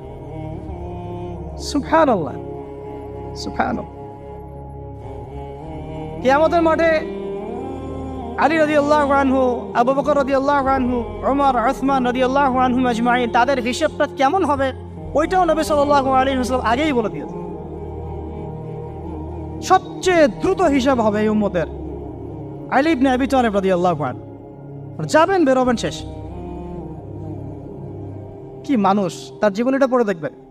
আমি শেষের দিকে বলে দিব আপনাদেরকে আজকে, এবং এটা রেকর্ডেড থাকবে, ইনশাআল্লাহ অনলাইনে দিয়ে দিব, যে আপনারা কোন কোন সাবজেক্টের বই কিনবেন। বইমেলা তো শুধু মানে আসলেন একটা র্যান্ডমলি বই কিনলেন এমন না, টপিক ধরে ধরে সাবজেক্ট ওয়াইজ বই কিনতে হবে, ঠিক আছে ভাই? বই কেনার পিছনে টাকা পয়সা খরচ যদি না করেন, মানে দিনের জন্য অর্থ ব্যয় করার মানসিকতা না থাকে, এলেম পাওয়া যাবে। অনেক মুহাদ্দিস নিজের গায়ের জামা খুলে দিয়ে পর্যন্ত বই নিয়ে বাসায় গিয়েছে, জানেন? তাদের সমস্ত সম্পত্তি বিক্রি করে দিয়েছেন বই কেনার জন্য। আজকে সকালে আমাদের এক ভাই মজাকারা করছিলেন যে আমারই এক ওস্তাদ, বাংলাদেশে অনেক বরেণ্য একজন আলেমে দিন, প্রবীণ আলেমে দিন, তার কথা আলোচনা হচ্ছিল যে তিনি কিতাব পড়তে পড়তে পড়তে হঠাৎ একটা কিতাব তিনি খুঁজে পাচ্ছেন না। তো ছাত্রদেরকে পাঠালেন যে খুঁজে নিয়ে আসো তো, কোথায় আছে, কেউ খুঁজে পায় না। তিনি নাকি অজু করে এসে নামাজ, 2 রাকাত নামাজ পড়ে বাচ্চার মতো হাউমাউ করে কান্নাকাটি শুরু করলেন, আল্লাহ আমার সেই কিতাব কোথায় গেল, আমার কিতাবটা এনে দেয়। তলাবুল ইলম কাকে বলে দেখেন, ইলমের তালেব, ইলমের ছাত্র কাকে বলে? এই যে ইলমের ছাত্র, আমরা কি ছাত্র হইতে পারছি? একটা বইয়ের দাম যদি দেখি 100 টাকা, বাস আমাদের গায়ে লাগে। 100 টাকা দিয়ে তো আপনার গার্লফ্রেন্ডকে নিয়ে বসতে গায়ে লাগে না, বসলে তো 500 টাকা চলে যায়। আর এখনকার মেয়েরা তো খায়ও বেশি ডেটিংয়ের সময় আর কি, তাই না? অনেকে দেখা যায় যে এটাকেই প্রফেশন বানায় ফেলছে না। জিনা থেকে বাঁচতে হবে, জিনা থেকে বাঁচতে না পারলে কলবে আল্লাহ নূর আসবে না। আল্লাহ পাক আমাদের কথাগুলো বোঝার তৌফিক দান করেন, আমিন। জিনা, আবার বলছি, জিনা থেকে বাঁচতে হবে, অন্যথায় কলবে নূর আসবে না। আল্লাহ পাক আমাদেরকে বোঝার তৌফিক দান করেন, আমিন। কোথায় ছিলাম ভাই? বলেন। 1 নাম্বার কি ছিল? শিরক। 2 নাম্বার রিবা, সুদ। ওইটা বলতে গিয়ে হাদিসটার কথা বলেছিলাম। এই সুদটা কি এখন বেশি না কম? এখন সুদ মানুষ খাচ্ছে, যুক্তিও দিচ্ছে যে এই যুগে এখন সুদ না খাইলে কি চলে? একদিন একটা মসজিদে বয়ান করছিলাম, তো মসজিদে বয়ানের মাঝখানে একজন দাঁড়ায় গেল, দাঁড়ায় আমাকে বলছে যে ওস্তাদ, হুজুর বুঝলাম আপনার সব কথা ঠিক আছে, এখন আমার 1 লাখ টাকা ধার লাগবে, আমি কোত্থেকে নিব? বলেন আসলে উত্তর দিবেন কি? হ্যাঁ, সুদের ক্ষতিকর বিষয়গুলো যেমন বলতে হবে, সুদবিহীন ব্যাংকিং সিস্টেম এবং অর্থনৈতিক ব্যবস্থাও তো চালু করতে হবে। সেটা কি? সেটা হচ্ছে যাকাত। সেটা কি? যাকাত, সাদাকা এবং কর্জে হাসানা, এগুলো তো চালু করছি না আমরা শুধু কথা বলছি তাত্ত্বিক যে সুদ হারাম। আমিও তো অনেক জায়গায় বলছি, কারণ বলতে হচ্ছে, না আপনারা জানাতে তো হবে। সুদের পাপের সবচেয়ে নিম্ন শাখা হচ্ছে মায়ের সাথে জেনা করা, সর্বোচ্চ শাখা হচ্ছে আল্লাহ এবং তার রাসূলের সাথে যুদ্ধ করা। একটা হাদিস বুখারীতে এরকমও আসছে, বুখারীতে কি তিরমিজিতে, আমি রেফারেন্সটা ভুলে যাচ্ছি, তবে হাদিসটা সহিহ। নবী সাল্লাল্লাহু আলাইহি ওয়াসাল্লাম বলেছেন, যে ব্যক্তি 1 দিরহাম সুদ খায় সে যেন 36 বার জেনা করে। আর আপনারা তো জানেন, এটা আমার বলার দরকার নাই, 4 শ্রেণীর মানুষকে নবী অভিশাপ দিয়েছেন, যে নিজে খায়, তারপরে যে সুদ দেয়, যে লিখে রাখে, যে সাক্ষী থাকে। তা আমি বলতে যাচ্ছি, আইয়ামে জাহিলিয়াতে এই সুদটা ছিল, আমাদের এই বর্তমান ওয়ার্ল্ড অ্যাফেয়ার্সে নাই। বাংলাদেশ একটা কান্ট্রি হিসেবে চিন্তা করবেন না, আপনি গ্লোবালি চিন্তা করবেন, কারণ এখন একটা দেশ স্বতন্ত্রভাবে চলতে পারে না। ওয়ার্ল্ড ব্যাংকের সাথে আপনাকে ডিল করতে হবে, IMF এর সাথে। আমি যদি প্রেসিডেন্ট হই, তা আমাকে করতে হবে, আপনি হলে আপনাকে করতে হবে। তো কথা বলে তো শুধু কথা বলে লাভ নাই, আপনার বিকল্পটা কি? আসলে বিকল্প ব্যবস্থাটা কি? এটা তো মূল কথা। ইকোনমিক্স নিয়ে কতগুলো কিতাব আছে এখানে, ইসলামিক ইকোনমিক্স নিয়ে আমরা কতগুলো কিতাব ছাপাইছি, বর্তমান ওয়ার্ল্ড অ্যাফেয়ার্স নিয়ে আমরা কতগুলো কিতাব ছাপাইছি। নবী সাল্লাল্লাহু আলাইহি ওয়াসাল্লাম বলেছেন, শেষ জামানার সবচাইতে আমার উম্মতের উপর ভয়াবহ ফিতনা হচ্ছে মাসিহুদ দাজ্জাল। কি নাম বলে? এখন আপনি আমাকে মাদ্রাসার পুরো সিলেবাসে কন্টেন্টে আমাকে দাজ্জাল নিয়ে একটা ফ্যাকাল্টি দেখান, আছে? কয়টা কিতাব আছে? সবচেয়ে ভয়াবহ ফিতনা নবীর মুখে, নিজের মুখে বল, সবচেয়ে ভয়াবহ, এর চেয়ে ভয়াবহ কোনো ফিতনা আসে নাই, আসবেও না। তো এখন আপনি আমাকে বলেন যে এই ফিতনা সংক্রান্ত কতগুলো কিতাব আপনার কাছে আছে বাসায়, বলেন। তাহলে গ্যাপস আছে না আমাদের মধ্যে, গ্যাপস ফিল আপ করতে হবে। কথাগুলো বলার উদ্দেশ্য হচ্ছে গ্যাপসটা ফিল আপ করা। তো এই রিবার সমস্যাটা এখনো আছে। আল্লাহ পাক আমাদেরকে রিবা মুক্ত জিন্দেগি দান করেন, আমি। এবং আমি রিকোয়েস্ট করব বিনয়ের সাথে যে আমাদের ঊর্ধ্বতন কর্তৃপক্ষ যারা আছেন, শুধু একটা কাজ করেন না, একটা কাজ 1 বছর করেই দেখেন না কি হয়। প্রত্যেকটা মুসলিম, অমুসলিমদের কথা বলছেন, যেহেতু এটা খিলাফা স্টেট না, সেহেতু অমুসলিমরা এখানে জিজিয়া দিবে না। খিলাফা স্টেটে অমুসলিমরা জিজিয়া দেয়, এটা তো খিলাফা স্টেট না, এটা তো ডেমোক্রেটিক স্টেট এবং সেকুলার স্টেট। শুধু মুসলিমদের কাছ থেকে যাদের নিসাব পরিমাণ সম্পদ হয়েছে জাকাত দেওয়ার, সবার কাছ থেকে রাষ্ট্রীয়ভাবে বাধ্যতামূলক জাকাত নেন, দেখেন না অর্থনীতি সচল হয় না। 1 বছর নিয়ে দেখেন না কি হয়। কেউ এই উদ্যোগ গ্রহণ করতে পারতেছে না। কেন হচ্ছে না আমরা বুঝতে পারতেছি না। কর্জে হাসানার এনজিও চালু করা যায়। আমরা অনেক সংগঠন করছি, সোশ্যাল, অরাজনৈতিক ইত্যাদি রাজনৈতিক। আমরা ইকোনমিক এনজিও খুব একটা করতে পারছি, কিন্তু এই জায়গাগুলো দখল করে ফেলছে। দেখেন কারা কারা, নাম বলতে চাচ্ছি না। এবং যারা যারা দখল করছে তারা কিন্তু এখন রাষ্ট্রের অনেক বড় বড় জায়গা হস্তক্ষেপ করতেছে। ইভেন ট্রান্সজেন্ডারের মতো ইস্যু কিন্তু তারা ঢুকাই দিয়েছে, ঢুকায় না? উত্তরবঙ্গ জুড়ে পুরো উত্তরবঙ্গ ঘুরে আসেন, দেখেন কাদের তৎপরতা বেশি। নীলফামারীতে সফর করে দেখলাম যে ওখানে একটা গ্রামের মধ্যে 24টা এনজিও কাজ করতেছে, শুধুই সব। তারপরে মানুষ তামাক চাষ করে খাচ্ছে। একটা দল দাবি করতেছে নবী সাল্লাল্লাহু আলাইহি ওয়াসাল্লাম ছাড়াও আরও নাকি নবী আসতে পারে, নাউযুবিল্লাহ। এবং ওই যে মির্জা গোলাম আহমেদও তাদের অন্তর্ভুক্ত। মানুষ ওই দলের নাম লেখাচ্ছে চাকরির জন্য, ব্যবসা করতেছে তারা দেশের মধ্যে। আরে ভাই, শুধুমাত্র তাত্ত্বিক কথাবার্তা না, আমাদের সংগ্রামটা কিন্তু বহুমুখী। শুধু ইলম অর্জন তো একটা বেসিক জিনিস, এই বেসিকটাই এখনো হচ্ছে না আমাদের। ইলম অর্জনটা বেসিক জিনিস, এটাই হচ্ছে না। এরপরে আপনার অর্থনীতি সমৃদ্ধ করা, সংস্কার করা, সমাজ সংস্কার করা, রাজনৈতিক অঙ্গনগুলোর মধ্যে যে অরাজকতা, এগুলোকে সংস্কার করা, কত কাজ আমাদের। কিন্তু আমরা কিন্তু একটা জায়গাতেও স্থির নাই। ইভেন একটা মাসালাতেও আমরা এক জায়গায় আসতে পারতেছি না, ঐক্যবদ্ধ হতে পারতেছি না। আমরা খুবই ব্যাকডেটেড চিন্তা করতেছি এই জায়গাতে। অথচ আমাদের উচিত ছিল এই প্রবলেমগুলোকে আরও 30-40 বছর আগে সলভ করা। তাহলে এখন হয়তো আপনি ভালো কিছু পেতেন। আমাকে একটা প্রতিষ্ঠান দেখা যেখানে নুরানি থেকে নিয়ে, মানে নুরানি থেকে দাওরা বা ক্লাস নার্সারি থেকে মাস্টার্স, এরকম সিলসিলায় ইসলামিক শিক্ষা এবং জেনারেল শিক্ষাকে একত্রিত করে একটা সিলেবাস মেনটেন করে পড়ানো হচ্ছে। আমাকে কয়েকটা প্রতিষ্ঠানের নাম বলেন, আমি ওখানে আমার মেয়েকে ভর্তি করাবো। আমাকে দেন, রেডিমেড দেন, আমার ছেলেকে ভর্তি করাবো। আমরা ফিকির করতেছি না। এটা হওয়া উচিত ছিল বিগত 30 বছর আগেই। আমি আপনাদেরকে বলি যে প্রকাশনা সংস্থার ভাইরা আছেন অনেকে এখানে। ধরেন আমাদের রংপুরের কোনো ভাই আপনাদেরকে পুরো 1 বিঘা জমি দিল, বা ধরেন 5 বিঘা জমি দিয়ে দিল, ঠিক আছে? আর আমরা সবাই মিলে দেশবাসীর কাছ থেকে টাকা কালেক্ট করে একটা কনস্ট্রাকশন দাঁড় করে প্রতিষ্ঠান দাঁড় করালাম, একেবারে অনার্স, মানে নুরানি থেকে নিয়ে, মানে প্লে গ্রুপ থেকে নিয়ে মাস্টার্স, এরকম ফ্যাকাল্টি আর করলাম। এখন ভাই, আপনারা যারা বই প্রকাশ করতেছেন, আমাকে কি আপনারা বই দিতে পারবেন? প্রত্যেকটা ক্লাসে আমি কোন কোন বই পড়াবো পারবেন? আমাকে কি সিলেবাস দিতে পারবেন? কথা বলেন। প্লে গ্রুপে কোন কোন বই পড়াবো আমাকে দেন। নার্সারিতে দেন, STD 1-এ দেন, 2-তে দেন, 3-তে দেন, 5-এ দেন। এভাবে আপনি আমাকে ক্লাস 10 পর্যন্ত দেন। তারপরে কি আপনি আমাকে অনার্স, মাস্টার্স, এই ফ্যাকাল্টিগুলো আলাদা আলাদা, এগুলো কি ইউনিভার্সিটি আদলে আপনি কি আমাকে সাজা দিতে পারবেন? আমরা জায়গা দিব, টাকা দিব, প্রতিষ্ঠান করে দিব।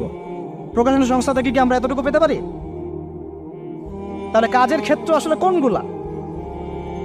আজকে আদনান ভাইয়ের একটা বই নিয়ে পড়তেছেন, কালকে অমুক ওস্তাদের একটা বই নিয়ে পড়তেছেন, আজকে এইটা, কালকে সেইটা। কনস্ট্রাকটিভ পড়াশোনাটা কোথায়? ধরেন এই যে আমাদের এক ভাই, পরিচিত ভাই, ওই ভাই যদি বলে যে আমি ভাই একসময় দিনের পথে ছিলাম না, এখন ইসলামের পথে আসছি, তো আমি এখন আলেম হইতে চাই। কি হইতে চাই? আলেম হইতে চাই, কিন্তু আমার মাদ্রাসায় পড়ার কোনো সুব্যবস্থা নাই। আচ্ছা, এখন কি তাকে আমরা 5 বছর বা 10 বছরের মধ্যে আলেমের সমপর্যায়ে নিয়ে যেতে কি পারবো? সেই সিলেবাস কি আমার কাছে আছে? বলেন। অথচ বিশ্বাস করেন, আরবি ভাষা না জানলে কেউ কোরআন জানতে পারবেই না। আমি এখন এটা শক্ত করে বলি যে কোরআন শেখা যেমন ফরজ, আরবি ভাষাটা শিক্ষা করাও ওয়াজিব। এখন আমাদের 80% জেনারেল শিক্ষিত ছেলেপেলে কীভাবে আরবি শিখবে? কিভাবে তারা আকীদা শিখবে? কিভাবে তারা কোরআনের তাজবিদ শিখবে, তাদাব্বুর শিখবে, তাফসির শিখবে, হাদিসের এরাব দেওয়া শিখবে, ইবারত পড়া শিখবে? কিভাবে তারা নাহু সরফের জ্ঞান অর্জন করবে? কিভাবে তারা উসুলের জ্ঞান অর্জন করবে? কিভাবেই বা তারা বড় বড় ধরেন ফেকা শাস্ত্রের জ্ঞান, তারপরে এদিকে উসুলে হাদিসের জ্ঞান, তাফসিরের জ্ঞান, আরও বড় বড় ফ্যাকাল্টিগুলো, কিভাবে তারা বড় পর্যায়ের আলেম হবে? আমাকে বলেন। প্রোডাক্ট দেন, প্রোডাক্ট।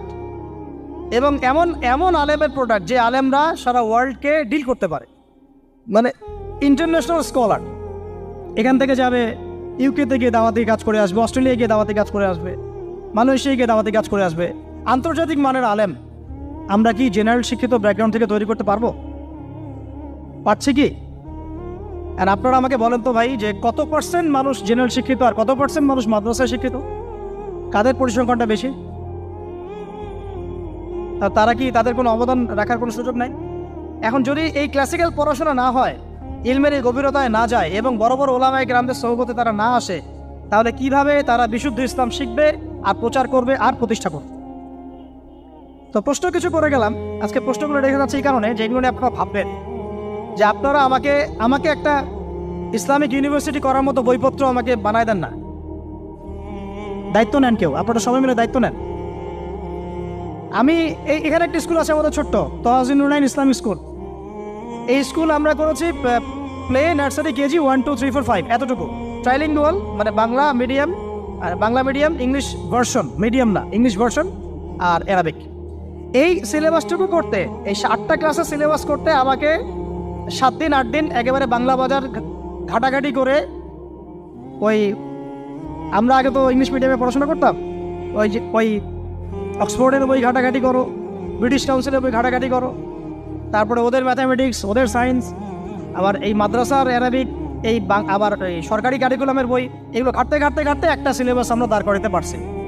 মাত্র 5টা ক্লাস পড়তে পারবে। এরপরে এটা করতে গিয়ে যে দেখলাম যে আসলে এগুলোর যে এত ঘাটতি আছে বাজারে, রেডিমেড কোনো প্রোডাক্ট এগুলোর নাই। ঘুরে ফিরে কি সেই আমরা একই জিনিসই চর্চা করতে থাকবো, নাকি আমরা একটু বহির্বিশ্বে যেভাবে দিন প্রচার হচ্ছে এই মান দিতে পারি? এটা আমাদের উচিত না করার কাজটা? হ্যাঁ, এটা তো আমাদের হাতে রাষ্ট্রীয় ক্ষমতা নাই, থাকলে না হয় উপরের লেভেল থেকে এগুলো করা যায়, খুব সহজ। বরং উপরের লেভেলে যারা আছেন তারা তো আরও ট্রান্সজেন্ডার ঢুকাচ্ছেন, আপনারা তো এলজিবিটি ঢুকাচ্ছেন। তাহলে এই কাজগুলো কাদের করতে হবে? তাহলে বেসরকারিভাবে করতে হবে। এখন আমরা যারা বইকে ভালোবাসি, জ্ঞানকে ভালোবাসি, আল্লাহকে ভালোবাসি, রাসূলকে ভালোবাসি, চাই যে আমরা যা করছি আমাদের পরের প্রজন্মটা মানুষের মতো মানুষ হোক। কাজ কি কম না বেশি আমাদের বলেন? সেই ক্ষেত্রে কাজগুলো কিন্তু ওইভাবে হচ্ছে না ভাই। একটা বিষয়ের বই সবাই ছাপাচ্ছি, কেন? কি দরকার আছে? একটা বিষয়ের বই আমি সবাই ছাপাচ্ছি। একটা জিনিস, একটা হিস্ট্রি, একটা কিতাব, অনেকগুলো প্রকাশনী আপনারা করতেছেন।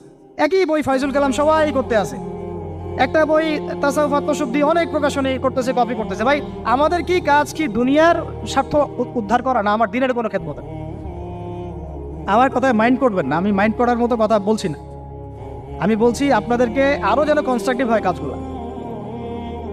মানে আপনাদের সাথে আমি বসবো ইনশাল্লাহ আবার আলাদা করে, যে একটা আমাকে পুরো শিক্ষা ফর্মুলা আমাকে দিবেন, মানে প্রত্যেকটা ক্লাসের বই রেডি করে দিবেন, যাতে আমরা প্রতিষ্ঠান বানালেই একদম পুরা কমসে কম ক্লাস 1 থেকে 10 ঢেলে দিতে পারি, আমার পরিশ্রম করতে না হয়। ওখানে বাংলা মিডিয়ামের বই থাকবে, ইংলিশ মিডিয়ামেরও থাকবে, এবং অ্যারাবিক তো থাকবেই। একটা গঠনমূলক সিলেবাস, যেটা পড়লে আমার ছেলে মাশাআল্লাহ হাফেজও হবে, এদিকে মাশাআল্লাহ সে ইংরেজিতেও দক্ষ হবে, সায়েন্সেও দক্ষ হবে। এক পর্যায়ে যখন সে এসএসসি পাস করবে, সে দেখবেন যে যার রাস্তা বেছে নিচ্ছে। বেস আমি তাকে করে দিছি 10 পর্যন্ত। এখন সে ডক্টর হোক আর ইঞ্জিনিয়ার হোক, আর না হয় যদি আল্লাহর খলিফাই হয়, কোনো সমস্যা নেই। সমস্যা আছে? এটা দরকার ছিল ভাই, আরও 30 বছর আগেই দরকার ছিল। আমরা যেটা পাই নাই, এটা আমাদের আফসোস।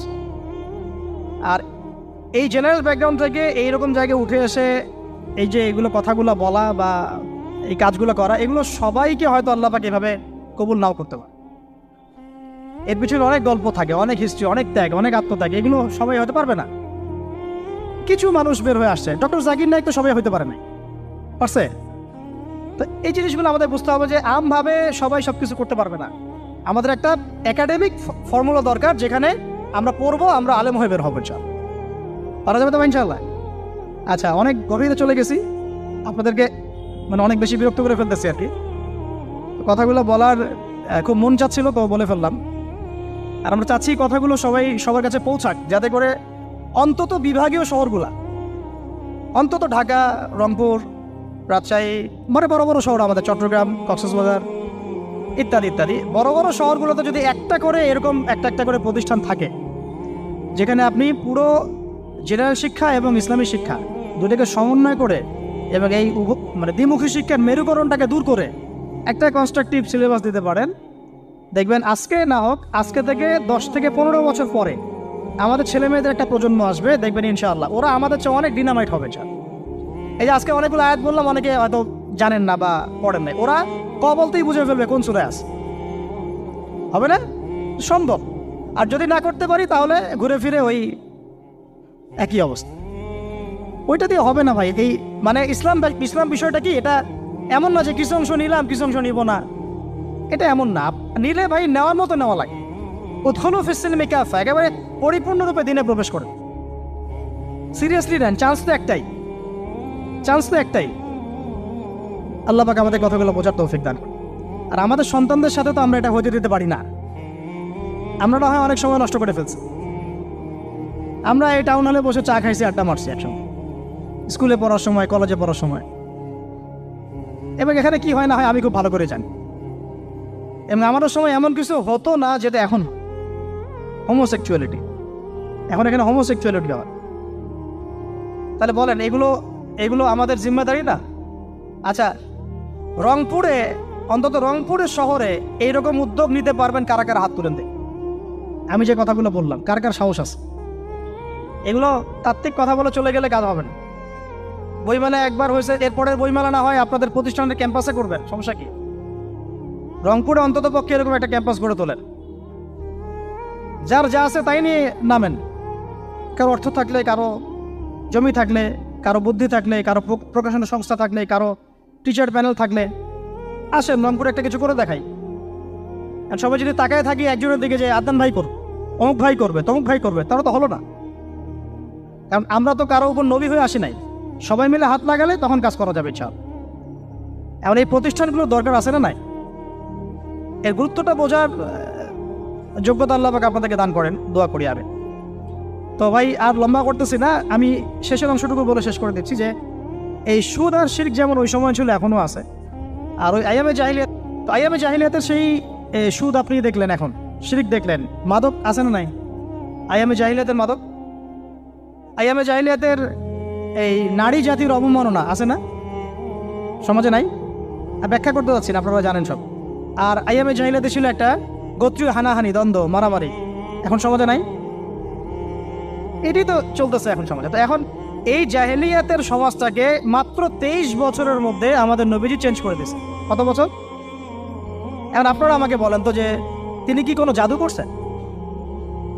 তিনি কি কোনো জাদু দেখাইছেন সমাজে এসে? মানুষকে মারছেন? মানুষকে কি তিনি মানে কঠোর ছিলেন? তিনি, তার কাছে আল্লাহর ফেরেশতা আসতো, তিনি কি সেই শক্তি কাজে লাগায় একদম মানুষ, সমাজের মানুষকে জোর করে ইসলাম কবুল করাইছেন? তিনি কি করছেন 23 বছরে? এটা বলে শেষ করে দেব। তবে তার আগে শুধু এতটুকু বলবো, 23 বছর পরের মক্কাটাকে একটু দেখেন। 23 বছরের পরের মক্কাটাকে একটু দেখেন। ওই মক্কাতে কি কোনো শিরক আছে? হ্যাঁ, 23 বছর পরের মক্কা, ওখানে কি কোনো শিরক আছে? ওখানে কি কোনো সুদ আছে? কোনো মাদক আছে? বলেন। কোনো নারীর অবমাননা আছে? কোনো গোত্রীয় হানাহানি আছে? তার 23 বছরের মধ্যে পুরো সমাজটাই চেঞ্জ করলেন কিভাবে? জাদু তো করেন নাই, মানুষকে তো অত্যাচার করেন নাই, কটু কথাও বলেন নাই, এমনকি তিনি কারো গায়ে হাতও তোলেন নাই, তাই না? একটা কাজই তিনি করেছেন, সেটা হলো এই যে কোরআন এবং সুন্নাহর যে জ্ঞান, এই ওহীর জ্ঞানটাকে তিনি সবার মাঝখানে ছড়াই দিয়েছেন। এই তো কাজ। তারপরে সেই জ্ঞান যখন মানুষ শিখেছে, তার উপরে আমল করেছে, এবং সেই জ্ঞান এর উৎস আল্লাহ রাব্বুল আলামিন, তার কাছে আত্মসমর্পণ করেছে, নবীর কাছ থেকে আত্মশুদ্ধি অর্জন করেছে, এবং হালাল খেয়েছে, পরিবার গঠন করেছে, প্রজন্মকে তৈরি করেছে, সৎ কাজে আদেশ করেছেন, অসৎ কাজে নিষেধ করেছেন, প্রয়োজনে কখনো হিজরত করেছেন, কখনো মার খেয়েছেন, কখনো সবর করেছেন, কখনো বা জিহাদও করেছেন। এভাবে আস্তে আস্তে পুরো আরবের মধ্যে দিনটা প্রতিষ্ঠা হয়ে গেল। তাহলে মূল উৎসটা কি ছিল? জ্ঞান। মূল উৎসটা কি ছিল বলেন? জ্ঞান। আর এই জ্ঞানটার চর্চায় আমাদের সবাইকে করতে হবে। আল্লাহ পাক আমাদেরকে তৌফিক দান করে দেন। এর চর্চা করতে গেলে আমাদের সমাজে এখন দুইটা রাস্তা, এর বাইরে আপনি কোনো রাস্তা দেখবেন না, হয় মাদ্রাসা ব্যাকগ্রাউন্ড অথবা জেনারেল ব্যাকগ্রাউন্ড। এই তো সমন্বিত কোনো প্রচেষ্টা খুব বেশি দেখা যাচ্ছে। আজকে আবার কথা বলার মধ্যে একটা অন্যতম একটা গুরুত্বপূর্ণ পার্ট হচ্ছে সমন্বিত প্রচেষ্টা এখন থেকে নেওয়া উচিত। এতে আপনারা এগ্রি করেন না করেন না? যদি এগ্রি করেন তাহলে প্রত্যেকটা জায়গায় এরকম কিছু কিছু প্রতিষ্ঠান গড়ে তোলার চেষ্টা করেন। ইনশাআল্লাহ আজকে না হোক, আজকে থেকে 10-15 বছর পরে ফলাফল পাওয়া যাবে। ঠিক আছে ভাই? আল্লাহ পাক আমাদেরকে বোঝার তৌফিক দান করেন। শেষ করার আগে খালি কয়েকটা সাবজেক্ট বলবো। এখন যারা জেনারেল স্টুডেন্ট, আপনাদের তো মাদ্রাসায় যাওয়ার কোনো সুযোগ নাই, বা গেলেও আপনারা একাডেমিক্যালি পড়তে পারেন না। তা আমি কয়েকটা সাবজেক্ট বলে দিচ্ছি, এই সাবজেক্টগুলো ধরে ধরে বই কিনবেন এই বইমেলা থেকে। ঠিক আছে? অন্তত প্রত্যেকটা সাবজেক্টের একটা করে বই কিনবেন। রাজি আছেন? রাজি নাই? অন্তত প্রত্যেকটা সাবজেক্টের একটা করে বই কিনবেন। সাবজেক্ট 1 নাম্বার হচ্ছে আল কোরআন। 1 নাম্বার কি? আপনাকে কোরআন তেলাওয়াত করা শিখতে হবে। কোরআন তেলাওয়াত শেখার কি বই আছে খুঁজে বের করেন। আর এটা একা শিখতে পারবেন না, এটা নিয়ে গিয়ে কোনো ওস্তাদের কাছে বসে পড়তে হবে। এটা খুব খেয়াল রাখবেন আপনারা, একা একা বই পড়ে কখনো আলেম হয়ে যাওয়া যাবে না, বরং তখন বিভ্রান্ত হওয়ার সুযোগ বেশি থাকে। বই থাকবে, এটা আপনার গাইডেন্স, কিন্তু আপনার একজন মুরব্বী আলেম লাগবে। যে কোনো কাজ মুরব্বীদের সাথে মশওয়ারা না করে করলেই সমস্যা। কারণ আমরা তো দিন সম্পর্কে তেমন কিছু জানিই না রে ভাই। সমুদ্রে ডুব দিলে বুঝবেন যে গভীরতা কত বেশি। এখন আমরা ডুবই দেই নাই, এই জন্য মনে হয় যে আমি সবই জানি। ঠিক আছে, ডুব না দিলে আমার কাছে মনে হয় যে আমি তো সবই জানি। ডুব দিলে বুঝবেন যে আপনি কিছুই জানেন না, আমি কিছুই জানি না। 1 নাম্বার সাবজেক্ট ভাই কোরআনের তেলাওয়াত শিখতে হবে। রাজি আছেন তো ইনশাল্লাহ? তাহলে এই বইগুলো কিনেন। 2 নাম্বার হচ্ছে এই কোরআনের মানে ব্যাকরণ শেখার বইগুলো কিনবেন। কোরআনের ব্যাকরণ শেখার আরবি ভাষা সাহিত্যের বই কিছু কিনবেন। এই বইগুলো আপনাকে ওস্তাদদের কাছে গিয়ে পড়তে হবে। ঠিক আছে, এরপরে কিনবেন কোরআনের কিছু তাফসির। সহজ, মনে করেন একটা তাফসির নেন সহজ। কেউ মারিফুল কোরআন কিনেছেন, হয়তো কেউ সহজে অনুবাদ হয়েছে জালালাইন একটা কিনেছেন, কেউ হয়তো তাওজিউল কোরআন কিনেছেন। একটা তাফসির বাসায় রাখেন অন্তত। ঠিক আছে, এটা হলো 3টা। 4 নাম্বার হচ্ছে হাদিসের অন্তত একটা বই কিনেন আজকে। হাদিসের সহজ কিতাব কিনবেন। অনেকে দেখা যায় যে ভাই একেবারে হেদায়েত পেয়ে সহিহ বুখারী নিয়ে বসে যান। একেবারেই গলত কাজ আপনাদের, একেবারেই গলত কাজ। সহিহ বুখারী পড়তে গেলে 12 বছর সময় লাগে মানুষ। ওই লেভেলে যাইতে একটা মানুষের 12 বছর সময় লাগে। ওটা সবার প্রথমে ওটা খুললে তো আপনি হাদিস বুঝবেনই না, মনে হবে যে হাদিস কোরআনের সাথে সাংঘর্ষিক, এরকম মনে হবে। সহজ থেকে 1 লাফে কি আমরা ক্লাস 10-এ যাই?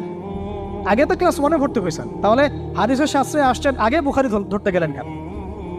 সবার আগে আপনি মৌলিক কিছু হাদিসে আরবাইন কিনেন, ফয়জুল কালাম কিনেন, আস্তে আস্তে আপনি বুলুগুল মারামে যান, রিয়াদুস সালিহিনে যান, মিশকাতে যান, আস্তে আস্তে আপনি তিরমিজি নাসাই করতে করতে সহিহ বুখারীতে যাবেন, সমস্যা নাই। ঠিক আছে, হাদিস আরেকটা বললাম, কটা হলো? 4টা 5টা। হ্যাঁ, আগে বলি কোরআন, আরবি ভাষা সাহিত্য, তারপরে তাফসীর আর হাদিস, 4টা বলেছে। 5 নাম্বার হচ্ছে সিরাত। 5 নাম্বার কি? নবীর জীবনী যে পড়ে নাই সে নবীকে চিনে না। নবীর জীবনী না পড়লে না কোরআন বুঝতে পারবে না আর হাদিস বুঝতে পারবে। তো নবীর জীবনের অন্তত একটা বই কিনে যান এখান থেকে, অন্তত একটা। 60টা কি 70টা নবীর জীবনী আছে এই বইমেলাগুলোতে, খুলে দেখেন। আমার কাছে সবগুলোই আছে। এই চট্টগ্রামে ভাইরা যখন ছিলেন লালখানে কয়দিন আগে, আমি ভাইদের কাছ থেকে বই কিনেছি, নিজে কিনেছি প্রায় 70,000 টাকা একদিনেই। আর ওনারা আমাকে হাদিয়া দিয়েছেন মনে হয় আরো 30,000 টাকার হবে। তো এক পুরা বই ব্যাগ গাড়ি ভর্তি। তো প্রায় 60, আমি গুনে দেখলাম যে প্রায় 50 থেকে 60টা সিরাতের কিতাব আছে বাজারে। একটা তো কিনেন, অন্তত একটা সিরাতের কিতাব তো অন্তত কিনেন। তারপরে ইসলামের ইতিহাসের বই কিনেন। 6 নাম্বার ইসলামের ইতিহাসের বই কিনেন। 7 নাম্বার ইতিহাস না জানলে কিন্তু আমরা শেকড় চিনতে পারবো না। 7 নাম্বার হচ্ছে এই 4 খলিফার জীবনী, সাহাবীদের জীবনী, তাবেঈদের জীবনী, ইমামদের জীবনী, এগুলো কিনেন। 8 নাম্বার হচ্ছে ইসলামী অর্থনীতির কিছু বই কিনেন, ইসলামী অর্থনীতির। 9 নাম্বার হচ্ছে এই ইসলামিক জিওপলিটিক্সের কিছু বই কিনেন। এই বইগুলো কিছুটা কম, আমি এটা ভাইদেরকে বলবো যে এগুলো ছাপানোর চেষ্টা করেন বেশি বেশি। আর 10 নাম্বার হচ্ছে ইসলামী ফিকহের যে মাসলা মাসাইলগুলো জানার জন্য কিছু বই আছে, এইগুলো। এই 10টা সাবজেক্টের বই একটা একটা করে কিনে বাসায় চলে। আর একটা নসিহত করবো, বরেণ্য আলেমদের বই পড়বেন। মানে আমি একটা বই ধরেন কালকে বের করে ফেললাম, ভাই আবু তো আদনান ভাই লিখছে বলেই যে আপনাকে ওটা কিনতে হবে জরুরি না, এটা জরুরি না। সবার আগে আপনি বড় বড় বরেণ্য আলেমদের বইগুলো আগে পড়বেন। তারপরে আপনার একটা মেজাজ এমনি তৈরি হয়ে যাবে যে কোনটা হক আর কোনটা বাতিল, এটা আপনি নিজেই বুঝতে পারবেন তখন।